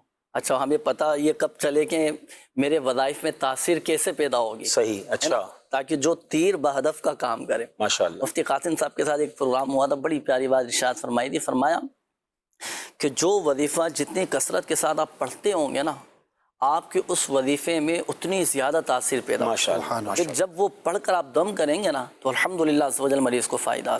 जैसे सूरह फातिहा है, ہے نا. اب نماز میں ہم ہر رکعت میں یہ پڑھی جاتی ہے سورہ فاتحہ, اور سورہ فاتحہ کے بارے میں آتا ہے کہ سورہ فاتحہ اس کو سورۃ الشفا بھی کہا جاتا ہے, یہ سورہ شافیہ بھی ہے, شفا دینے والی سورت ہے. تو آپ چاہیں تو سورہ فاتحہ پڑھ اس کر میں اجازت کی حاجت نہیں ہے, اس میں اجازت, یہ تو حدیث پاک میں سورہ فاتحہ یا درود شریف کو کثرت سے پڑھتا, درود پاک پڑھ کے دم کر دے. اچھا یہ بھی کہتے ہیں کہ آپ کسی پر دم کرتے ہیں تو اگر کوئی چیز آپ پر بھی لوٹ کر آتی ہے تو پھر احتیاط کرنی چاہیے. بالکل احتیاط اس کی کرنی چاہیے. اس کا ایک احتیاطی پہلو امیر رسول نے بڑا پیارا ارشاد فرمایا, اس میں عافیت اس میں ہے کہ آپ ڈائریکٹ دم نہ کریں, پانی پر دم کر کے پھر آپ مریض کو ماشاءاللہ. اب بعض اوقات لائن میں لگ کے آ رہے ہوتے ہیں نا, تو اب اس کو تو منع, اب امیر سنت نے کئی دفعہ یہ بھی فرمایا کہ ہر کوئی ہر مسئلے میں دم نہ کرے.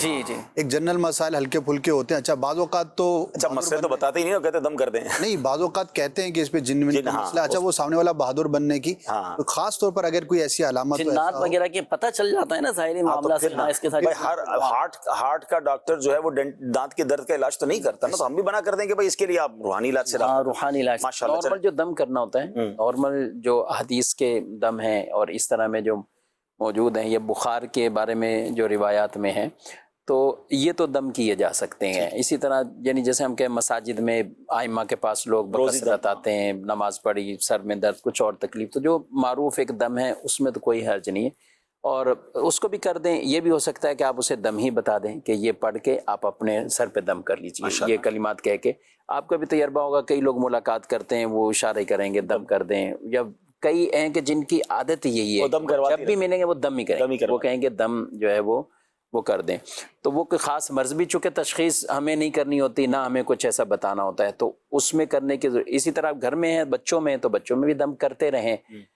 جہاں واقعی کچھ اس طرح کے ہیں کہ ہمیں باقاعدہ ہم علاج, کیونکہ یہ روحانی بھی نا اس کے ساتھ لگتا بھی علاج ہے, روحانی علاج, یہ پوری فیلڈ ہے, یہ ہر ایک نہیں کر سکتا. ایسا نہیں ہے کہ کوئی علم میں ہوگا, کوئی عالم بھی ہو, مفتی بھی ہو, ضروری نہیں کہ وہ روحانی فیلڈ بھی یہ والی اس نے اختیار کی ہو کہ وہ دم درود بھی پورے طریقے سے بتا تو دیں گے, لیکن اس کی جو اپنی پوری دنیا ہے اور اس کے جو ایسے ہوتے ہیں نا, اس میں وہ خوش طبعی کے طور پہ میں عرض کرتا ہوں کہ وہ ناک میں دم کر دیتے ہیں, ان پہ دم کرنا بعض اوقات مشکل ہوتا ہے. اچھا یہ ہاں, یہ انہوں نے بات کی, بات یاد ہے دم کے حوالے سے بعض لوگ بہت سے غلط فہمی کا شکار ہیں کہ جس جگہ درد ہے وہیں دم کرنا ہے, تو کھول کے لائیں گے, کھول کے لا دیں یا ٹانگ امام صاحب کے سامنے کر رہے ہیں. اللہ کے بندے, جب تم نے دوائی کھائی ہے تو وہ منہ سے کھائی ہے. ٹانگ کے درد کی دوائی تم نے ٹکا, ڈاکٹر نے تمہارا انجیکشن لگایا, زخم نہیں ہے, کچھ نہیں ہے, تو یہ تو نہیں کرو. تو یہ غلط فہمی ہے کہ ہاتھ رکھواتے نا, یہاں ہاتھ رکھ کے. اب بعض اوقات وہ جگہ بھی ایسی نہیں بندہ ہاتھ رکھے دم کرے, تو آپ اپنے چہرے پہ دم کروا لیں, نارمل دم کرا لیں ان سے.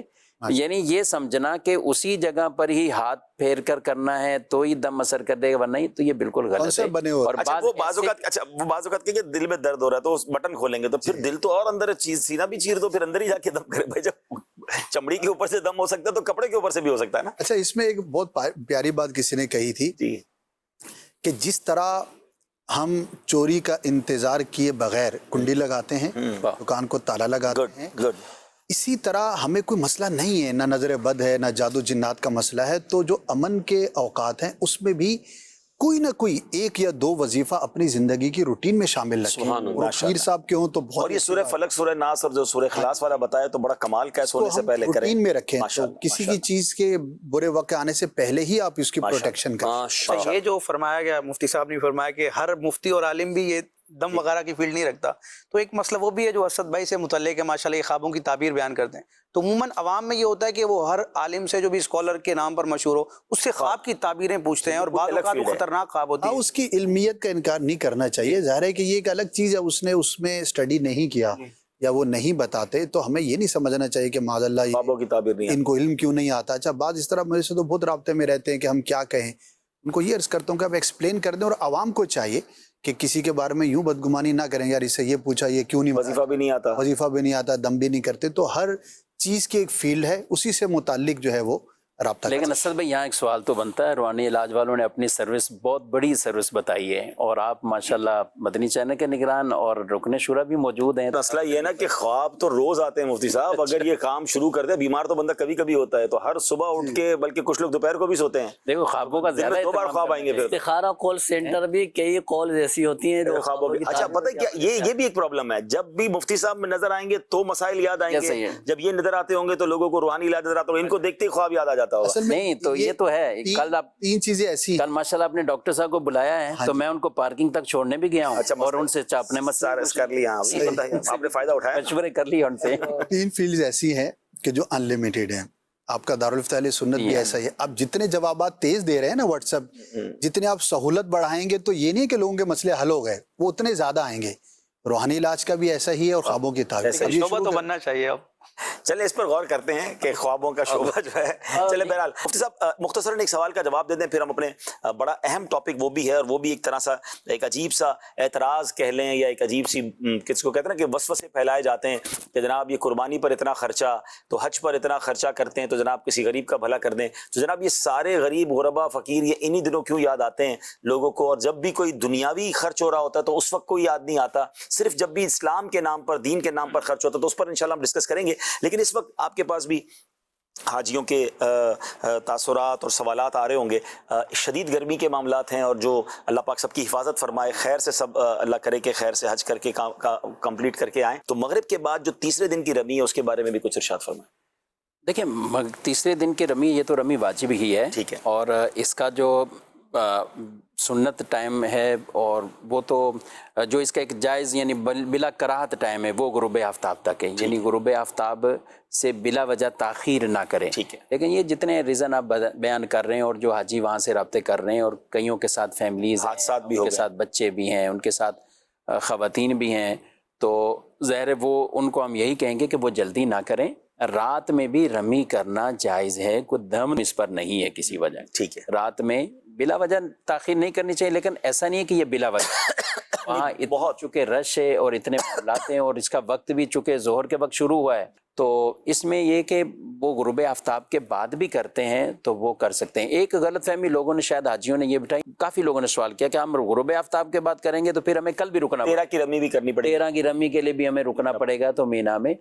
तो देखें वो है यही कि गुरूब आफ्ताब के बाद अगर कोई मीना तक रहता है गुरूब आफ्ताब के बाद, तो फिर सुन्नत यही है कि रुक जाए और 13 की भी रमी कर ले। ठीक है। लेकिन अगर वो चला जाता है और ये रात में रमी करके वो चला गया तो उस पर कोई दम या तर्के वाजिब नहीं है उसका।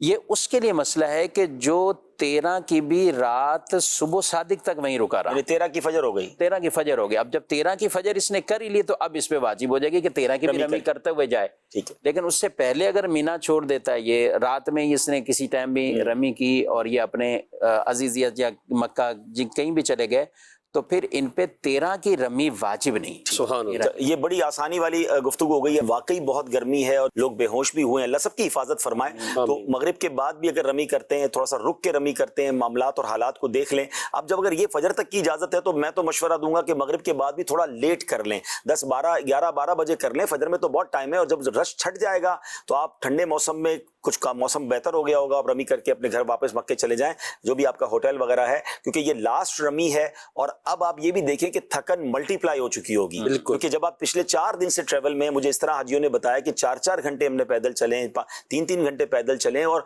वहाँ एक और प्रॉब्लम ये हो रहा है, और वो उनकी मजबूरी है, ज़ाहिर इंतजाम उनको करना है कि जब वो मिना में एंटर हो जाते हैं ना, तो अब पूरे मिना में कहीं भी बैठने नहीं देते वो।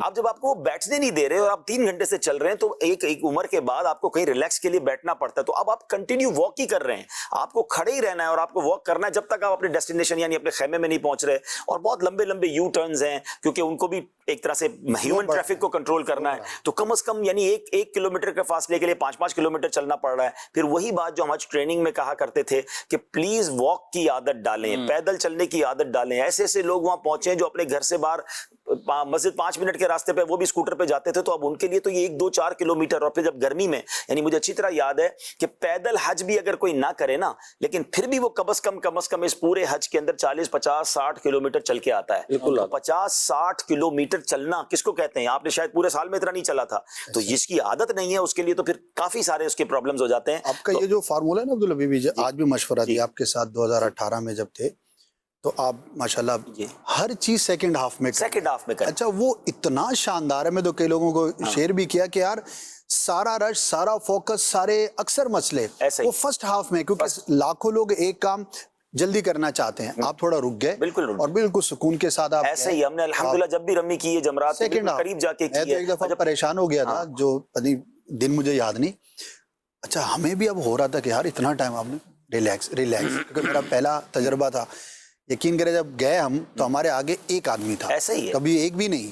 तो देखिए असल मसला यही है कि लोग बाज़ औक़ात जल्दी करके ना, फिर जब खेमे में देखते ना सबने रमी कर ली, मैं रह गया हूँ, और सब बातें कर रहे हैं, मैं तो 7 बजे करके आ गया, मैं इतने बजे करके, तो कौन सा सर्टिफिकेट मिला हजरत आपको? एक साहब मेरे पास आए, कहते मैंने रमी भी कर ली, कुर्बानी भी कर ली, तो मैंने कहा तवाफ़ुज़ ज़ियारत भी कर ले, वो भी करने जा रहा हूँ। मैंने इसके बाद क्या करेंगे? उसके बाद सो जाऊंगा। मैंने कहा मैं अभी सो रहा हूँ। उसके बाद आपने करना यही है ना, सुलाया था, तो मैंने कहा सो रहा हूँ मैं अभी, आप भी सोएंगे, मैं भी आराम करूंगा, उसके बाद मैं कर लूंगा। इतना रिलैक्स तरीके से हो जाता है। लेकिन वो लोगों को एक बाज़ औक़ात खास तौर पे वो फर्स्ट डे तो एहराम का प्रॉब्लम उनको लग रहा होता है, उसीलिए हम समझाते हैं एहराम फ्रेंडली हो जाए। एहराम आपको क्यों चुभता है यार? इसी एहराम के लिए रोते हैं और उसी एहराम को उतारने के लिए परेशान हो जाते हैं। मजे करें एहराम के अंदर, तो इंशाल्लाह सब बेहतर हो जाएगा। बहरहाल अल्लाह सब हाजियों की खैर फरमाए। अब टाइम थोड़ा सा कम है, लेकिन टॉपिक बड़ा अहम है, तो मैं पहले तो नाज़रीन आपके सामने एक रिसर्च जो है वो पेश कर देता हूँ। ये बहुत सारे लोगों को जो ये खास तौर पे हर साल जो है ना वो गरीब के बच्चे और गरीब के मदद याद आ रही होती है कि जनाब ये कुर्बानी पे इतना करोड़ों रुपए, अरबों रुपए खर्च हो रहा है, तो ये गरीबों का काम अच्छा हो जाएगा, या हज पर ये अरबों रुपए खर्च हो रहे होते हैं। जब जब आप देखेंगे नाज़रीन इस्लामी त्यौहार जिस पर लोग अल्लाह और उसके रसूल के नाम पर खर्च करेंगे, आपको इस तरह की पोस्टें सोशल मीडिया पर नजर आएंगी। कभी भी आपको किसी क्रिकेट मैच, तो किसी 31 दिसंबर की नाइट की आतिशबाजी, और जनाब कोई नया मोबाइल फोन आया जिसकी जनाब लाइनें लग के लोग खरीद रहे होंगे, एक एक शादी के फंक्शन पर करोड़ों रुपए खर्च हो रहे होंगे, आपको ना होने के बराबर वहां कोई बात करते नजर आएगा कि यार इसकी बजाय ये कर लो ना। जब जब अल्लाह के नाम पर खर्च होगा, जब असल में प्रॉब्लम पहले समझ लीजिए कि ये प्रॉब्लम गरीब मुसलमानों की मदद से नहीं है, मदद करने का नहीं है, प्रॉब्लम इस्लाम से प्रॉब्लम है, दीन से प्रॉब्लम है। लोग अल्लाह के करीब क्यों हो रहे हैं? ये दीन पर क्यों खर्च कर रहे हैं? ये अल्लाह तल्ला पे खर्च करें, माद अल्लाह बुरे कामों पर करने कोई प्रॉब्लम नहीं है, लेकिन चलें इसका लॉजिकली और जिसको कहना कि इकोनॉमिकली कितना बड़ा फायदा होता है, ये वो भी जवाब आप जरा सुन ले, ताकि आपको अंदाजा हो कि शरीयत के अहकाम के पीछे सुभान अल्लाह कितनी शानदार एक हिकमतें हुआ करती हैं। देखिए सबसे पहले इकोनॉमी का फार्मूला क्या है, जो हमने थोड़ा बहुत बिजनेस पढ़ा और इकोनॉमिक्स को पढ़ा, कि अमीर आदमी की जेब से पैसे निकलकर अगर गरीब आदमी के पास चले जाएं तो ये आपकी इकोनॉमी को बूस्ट देता है और माशरे को ग्रो करता है, आपके लोगों की एनहेंसमेंट होती है। और बिजनेस का फार्मूला भी ये है कि पैसे की रोलिंग होनी चाहिए, पैसा एक जगह मुंजमद ना हो जाए, बल्कि पैसा जो है वो फ्लो करे। जब मार्केट में पैसा फ्लो करता है तो आपका बिजनेस, आपकी इकोनॉमी सब आगे बढ़ना शुरू हो जाती है। ये इकोनॉमी का फार्मूला हमने पढ़ा और आज तक समझा। अब जरा आइए सिर्फ मैं बकरा ईद की पहले बात कर लेता हूं, और मैं 2023 की तहकीक बता रहा हूं। सिर्फ पाकिस्तान की बात करें तो 500 अरब रुपए की माशी सरगर्मी हुई है कुर्बानी के अंदर। अच्छा, पाकिस्तान में तकरीबन 25 लाख गाय, 40 लाख बकरे और 10 लाख दुम्बे और तकरीबन 1 लाख ऊंट कुर्बान किए गए। ठीक है, इन जानवरों से मुख्तलिफ मसारिफ में 8 अरब रुपए की आमदन हुई, जैसे मंडी की फीस वगैरह। ये आमदन तो गवर्नमेंट और टैक्स वाले इदारों को हुई। माहिरीन के मुताबिक पाकिस्तान का शुमार दुनिया के दूसरे बड़े चमड़े और उसकी मसनूआत बनाने वाले मुल्क में होता है। और ये कैसे चमड़ा बनता है, ये लेदर कैसे बनता है, ये जानवरों की जो खालें होती हैं ये बिकने के लिए जब जाती हैं और उसके जरिए फैक्ट्री वाले खरीदते हैं तो चमड़े की मसनूआत आगे बढ़ती हैं। और चमड़े की इंडस्ट्री से मुंसलिक माहिरीन के मुताबिक 2023 में 16 अरब रुपए की खालें वसूल हुई। 16 अरब रुपए जो है इसका बिजनेस हुआ और जनाब ये पैसा फ्लो आया। अच्छा, अब मजे की बात, 16 अरब रुपए एक्चुअली कहां गए? आपने अपने जानवरों की खालें दी, ये 16 अरब रुपए दीनी इदारों को गए, ये मदारिस को गए, क्योंकि नॉर्मली खालें जो हैं या तो फलाही इदारे जमा कर रहे होते हैं, हॉस्पिटल जमा कर रहे होते हैं, या दीनी इदारे जमा कर रहे होते हैं। मुझे बताएं दीनी इदारों में पढ़ने वाले बच्चे कौन हैं? کتنے غریب بچے ہیں، ان کے کھانے کا انتظام ہوا، ان کے اساتذہ کی فیس کا انتظام ہوا، الیکٹرک کے بل کا انتظام ہوا، یعنی یہ 16 ارب روپے لاکھوں مسلمان غریب مسلمانوں کی اس میں مدد ہوئی۔ ابھی آگے چلیں، عید الاضحیٰ پر پاکستان میں فریج اور ڈیپ فریزر کی فروخت میں 25 سے 30% اضافہ ہوتا ہے۔ تو اس کا مطلب یہ ہوا کہ یہ جو مارکیٹ ہے فریج کی، اس کے اندر جو کام کرنے والے مزدور ہیں، سوزوکی ڈرائیور ہیں، جو اس کاروبار کے اونر ہیں، ان سب کے بزنس کو بوسٹ ملا۔ صرف کراچی میں 40 سے 45 ہزار قصاب درکار ہوتے ہیں، صرف کراچی کی بات ہو رہی ہے، پورے پاکستان کی نہیں۔ 45,000 قصاب، اور اسی طرح موسمی بھی کچھ لوگ نکل آتے ہیں، تو 45,000 لوگوں کو ان 3-4 دنوں میں روزگار ملتا ہے، اور ہزاروں روپے، بعض اوقات کی لاکھوں روپے کماتے ہیں، ان کی پوری ٹیمز ہوتی ہیں۔ اس کا مطلب 50,000 فیملیز جو ہیں ان کو یہ بینیفٹ مل رہا ہوتا ہے۔ اچھا، 2023 میں ایک اندازے کے مطابق ملک بھر سے تقریباً 23 ارب روپے کی آمدن جو ہے وہ صرف قصاب نے حاصل کی ہے، یعنی جو کاٹنے والے لوگ ہیں پورے پاکستان میں جتنی قربانی ہوئی تو 23 ارب روپے تو صرف ان کو مل گئے۔ اچھا، 3 ارب سے زائد چارے والوں نے پیسے کمائے۔ چارے والے کے امیر لوگ ہوتے ہیں، یہ چارے والے بیچارے غریب جو ٹھیلے لگا رہے ہوتے ہیں، 3 ارب روپے ان کی جیبوں میں گئے۔ اچھا، جانوروں کی ترسیل جو ٹرانسپورٹیشن ہوئی، اس میں یہ سب چیزیں میرے پاس تحقیق کے ہر تحقیق کے پاس لنک ہے کہ کس اخباری خبر یا کس ریسرچ کے مطابق میں بیان کر رہا ہوں۔ جانوروں کی ترسیل کرنے والوں نے 1.5 ارب روپے کمائے۔ اچھا، یہ تو صرف پاکستان کی بات ہو گئی۔ بنگلہ دیش میں 1 کروڑ جانور عید الاضحیٰ پر قربان کیے گئے۔ تقریباً 25 لاکھ جانور ہر سال ترکیہ میں ذبح کیے جاتے ہیں۔ انڈونیشیا میں 23 لاکھ جانور 2023 میں عید الاضحیٰ پر قربان کیے گئے۔ اچھا، سبحان اللہ، یہ ہو گئی۔ اب یہ تو تحقیق میں نے بتا دی، اب میں ذرا لاجیکلی آپ کو سمجھاتا ہوں ناظرین۔ اگر بتایا گیا کہ جناب اتنے ارب روپے کے جانور قربان ہوئے، یہ پیسے کہاں گئے؟ سب سے پہلے بات سمجھیے، قربانی کس پر واجب ہے؟ غریب پر نہیں ہے، صاحب نصاب پر قربانی، یعنی امیر آدمی کی جیب سے پیسہ نکلا اور اربوں روپے کن کے پاس گیا؟ 90%، ٹھیک ہے کچھ بڑے تاجر بھی ہوتے ہیں، لیکن 90% جو یہ جانور ہمارے پاس آتے ہیں یہ گاؤں گوٹھوں میں پلتے ہیں۔ یہ غریب لوگ ہوتے ہیں جو اپنے گھر کے باہر جانور پال رہے ہوتے ہیں، انہیں چارہ کھلا رہے ہوتے ہیں کہ قربانی میں اس کو جناب سیل کریں گے۔ پہلے وہ اپنے شہر کی منڈی میں فروخت کر کے آ جاتے ہیں، اس کے بعد وہ شہر کی منڈی سے بڑے تاجران خریدتے ہیں، مگر اینڈ آف دا ڈے یہ سارے پیسے، جس میں سے اکثر پیسے ان غریبوں کی جیب میں پہنچے۔ پہلا فائدہ تو ان گاؤں والوں کا ہو گیا۔ اس کے بعد آپ نے سنا کہ جب یہ منڈی میں آئے تو منڈی میں جناب نہ جانے ہزاروں لاکھوں مزدوروں کا فائدہ ہوا جو جانور کو پال رہے ہیں تو چارہ کھلا رہے ہیں، اس کا فائدہ ہو گیا۔ پھر یہ جانور جب ہمارے محلے میں آئے تو سوزوکی یا ٹرک میں آئے، ان سوزوکی والوں کا فائدہ ہوا۔ اس کے بعد آپ نے دیکھا ہوگا محلوں میں چارے کی دکانیں کھل گئیں، ان چارے والوں کا فائدہ ہوا۔ ہمارے اپنے چوکیداروں یا علاقے کے مزدور لوگوں نے مل کر باڑے بنائے، پر جانور ان کو روزانہ محنتانہ ملنا شروع ہوا، ہزاروں ان مزدوروں کا فائدہ ہونا شروع ہو گیا۔ پھر جیسے میں نے کسائی بھائی ہیں، قصاب جو ہیں، ان کا روزگار اتنے ارب روپے ان کو ملے۔ پھر اس کے بعد اب آگے چلیں، جیسے فریج والوں کا ہم نے سنا، اب یہ جب لیدر انڈسٹری میں گئی کھالیں تو ان خالوں کے ذریعے ہزاروں لاکھوں مزدوروں کو کاروبار ملا، انہوں نے فیکٹری میں کام کرنا شروع کیا، کسی نے جوتے بنائے، بیگ بنائے، کیونکہ لیدر آنا شروع ہوا۔ اتنے سارے مذہبی اداروں کو، دینی اداروں کو قربانی کی کھالیں کے پیسے ملے، جس سے ان غریب مسلمانوں کا بھلا ہونا شروع ہو گیا جو مدرسے میں پڑھ رہے ہیں۔ اب ذرا اور آگے چلیں تو اس کے بعد یہ باربیکیو والے، جتنے ہوٹل والے ہیں، ان کا جناب کاروبار شروع ہوا، مٹی کا تیل بکنا شروع ہوا، کوئلے بکنا شروع ہوئے، باربیکیو کا سامان بکنا شروع ہوا، کتنی دریاں بکی۔ آپ اگر صرف اس کا حساب لگائیں تو صرف ایک تہوار، ایک قربانی کا فریضہ پاکستان کی اگر میں اکانومی کو کہوں تو کتنا بڑا بوسٹ دیتا ہے۔ ایک اور تحقیق میں نے پڑھی کہ صرف بقرہ عید کے اندر 4 کروڑ ایسے پاکستانی ہیں جن کے گھروں میں گوشت پہنچتا ہے جو سال میں بمشکل گوشت کھا سکتے ہیں۔ تو یہ کون لوگ ہیں؟ غریبی لوگ ہیں جو گوشت نہیں کھا سکتے، مگر 4 کروڑ مسلمانوں کے گھروں میں گوشت ایسے لوگوں تک پہنچ جاتا ہے کہ جو ماشاءاللہ اس نعمت سے لطف اندوز ہوتے ہیں۔ تو یہ ایک صرف تہوار کی ہم نے بات کی ہے جس کا اکانومیکل بوسٹ کتنا بڑا ہے، جس کا معاشی کتنا بڑا فائدہ ہے۔ کیوں یہ لوگ اعتراض کر رہے ہوتے ہیں کہ جناب غریب کا بھلا کریں؟ یار یہ قربانی کا ایک تہوار نہ جانے کتنے غریب مسلمانوں کا بھلا ہو جاتا ہے۔ چلیں تھوڑا سا آگے چلتے ہیں کہ اب جناب عید الفطر کی بات کر لیتے ہیں، ٹھیک ہے؟ عید الفطر میں 2024 سے متعلق کراچی تاجر ایسوسی ایشن کے مطابق مہنگائی کی وجہ سے کاروبار میں اس سال فرق آیا۔ پچھلے سال اس سے زیادہ کاروبار ہوتا تھا، لیکن اس سال بھی یعنی 2023 میں جب کاروبار تھوڑا ڈاؤن تھا، لوگوں کی قوت خرید کم تھی، 15 سے 18 ارب کا کاروبار ہوا۔ اور سبحان اللہ، ایک 2023 کی رپورٹ کے مطابق عید الفطر پر پاکستانیوں نے مجموعی طور پر 423 ارب روپے خرچ کیے۔ ایک محتاط اندازے کے مطابق دنیا میں تقریباً 300 ارب ڈالر سے زیادہ مسلمان زکوٰۃ ادا کرتے ہیں جو زیادہ تر عید الفطر اور رمضان کریم میں ادا کی جاتی ہے. اب آپ ذرا سوچیں کہ 300 ارب ڈالر یہ کہاں گئے, کس کی جیب سے نکلے؟ زکوٰۃ کس پر ہے؟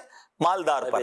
مالدار نے زکوٰۃ دی اور سبحان اللہ یہ کتنے غریب مسلمانوں تک, کتنے غریب جو ہے وہ لوگوں تک پہنچ گئی. سوچئے یہ کتنا بڑا بوسٹ ہے اکانومی کو. یہ اسلام میں جو زکوٰۃ کا انداز ہے کہ امیر کی جیب سے پیسہ نکلا اور جناب غریبوں تک پہنچ گیا. اب چلیں حج کی بات کر لیتے ہیں. سبحان اللہ 2024 میں تقریباً 20 لاکھ افراد حج ادا کر رہے ہیں. پاکستان سے انشاءاللہ 63,000 حاجیوں کے بارے میں بتایا گیا. اللہ ان سب کے حج کو قبول فرمائے. مگر 2023 میں کیا ہوا؟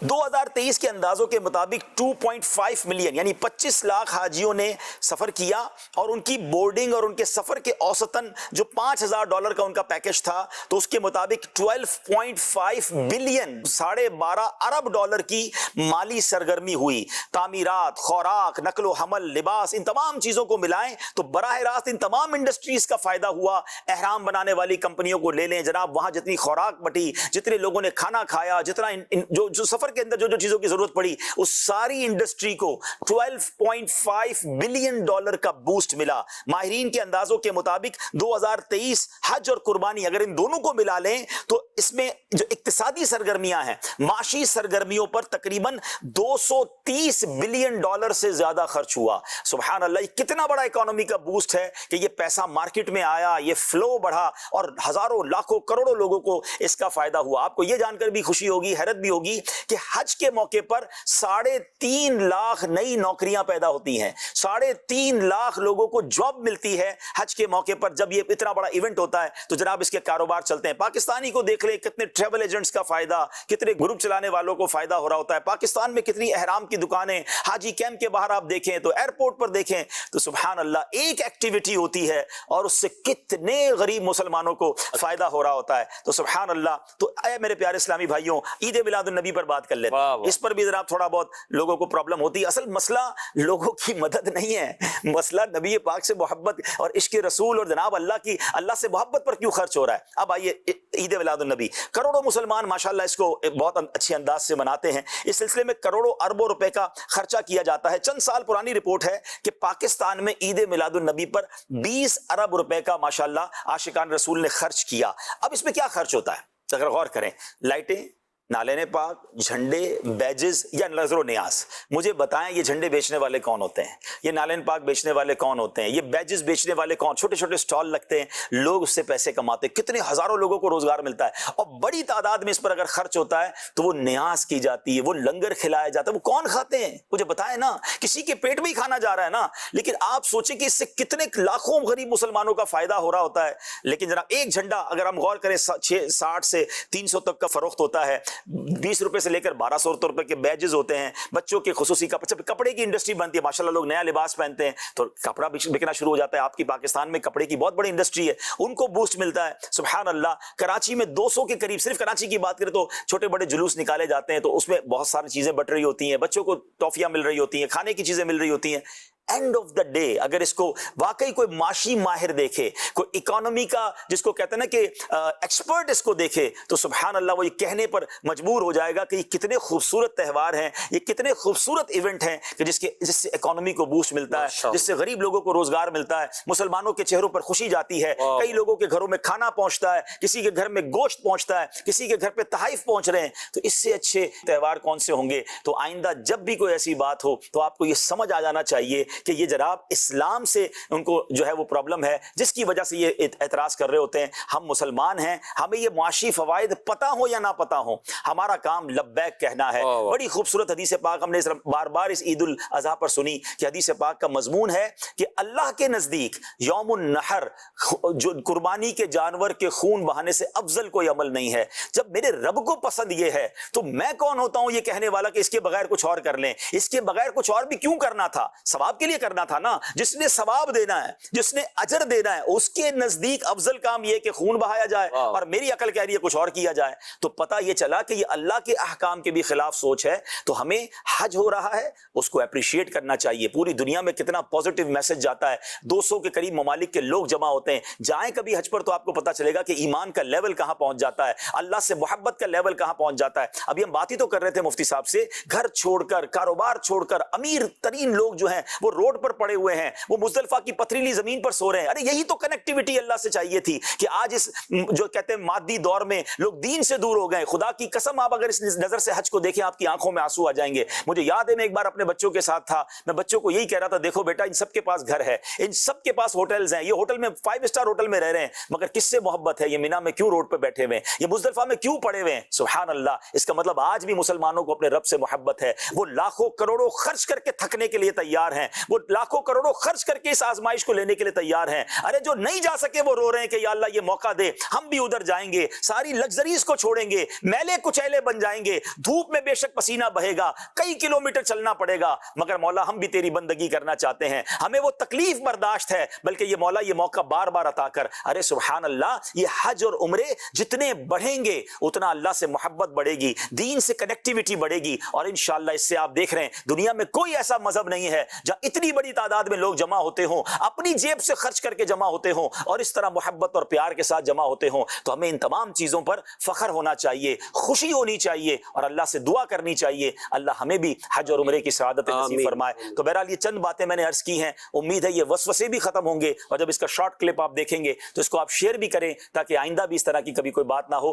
دل کھول کر اللہ کی راہ میں خرچ کیا کریں. وہ اچھا ماشاء اللہ, اب اگر آپ دیکھ لیں کہ ربیع الاول پر خرچ کرنے والے ہوں, قربانی پر خرچ کرنے والے ہوں, ہم نے ان کو دیکھا ہے کہ وہ غریبوں پر بھی خرچ کر رہے ہوتے ہیں. آپ FGRF کو دیکھ لیجئے, چاہے وہ سیلاب ہو, چاہے وہ زلزلہ ہو, بلکہ ابھی اجتماعی قربانی کو اگر دیکھ لیں دعوت اسلامی کی, اور جناب ہماری جو ڈونیٹ قربانی ہے, انٹرنیشنل ہزاروں لوگوں نے ہمیں قربانی کے پیسے دیے, یہ پیسے کہاں گئے؟ یہ قربانی ہوئی اور پاکستان بھر میں جناب غریب لوگوں کو تلاش کر کر کے, سادات کرام کو تلاش کر کر کے, علماء کرام کے پاس جا جا کے گوشت تقسیم ہو رہا ہے. تو الحمدللہ یہ تربیت بھی ہمیں دین کی جب تعلیمات لیتے ہیں تو مل رہی ہوتی ہے. اللہ ہم سب کو اخلاص کے ساتھ اپنے غریب مسلمانوں کی مدد کرنے کی بھی توفیق عطا فرمائے, اور خوش دلی کے ساتھ اللہ کی راہ میں خرچ کرنے کی توفیق عطا فرمائے. آمین بجاہ النبی الامین صلی اللہ تعالی علیہ وسلم. وقت کم تھا اس لیے میں نے اس ٹاپک کو کور کر لیا. ماشاءاللہ بہت اچھا ہو گیا, اور یہ جامع گفتگو. چلے ذرا میٹھی عید کی بات کی, میں یہ کہتا ہوں کہ میٹھی عید ہو, بقرہ عید, اچھا کتنے کلوز ہیں, جی لیکن اس کے اچھا اس سے پہلے زکوٰۃ, جی یعنی یہی رمضان, وہ غریبوں کی مدد ہی ہے. سبحان وہ اللہ. کیا ہے؟ تو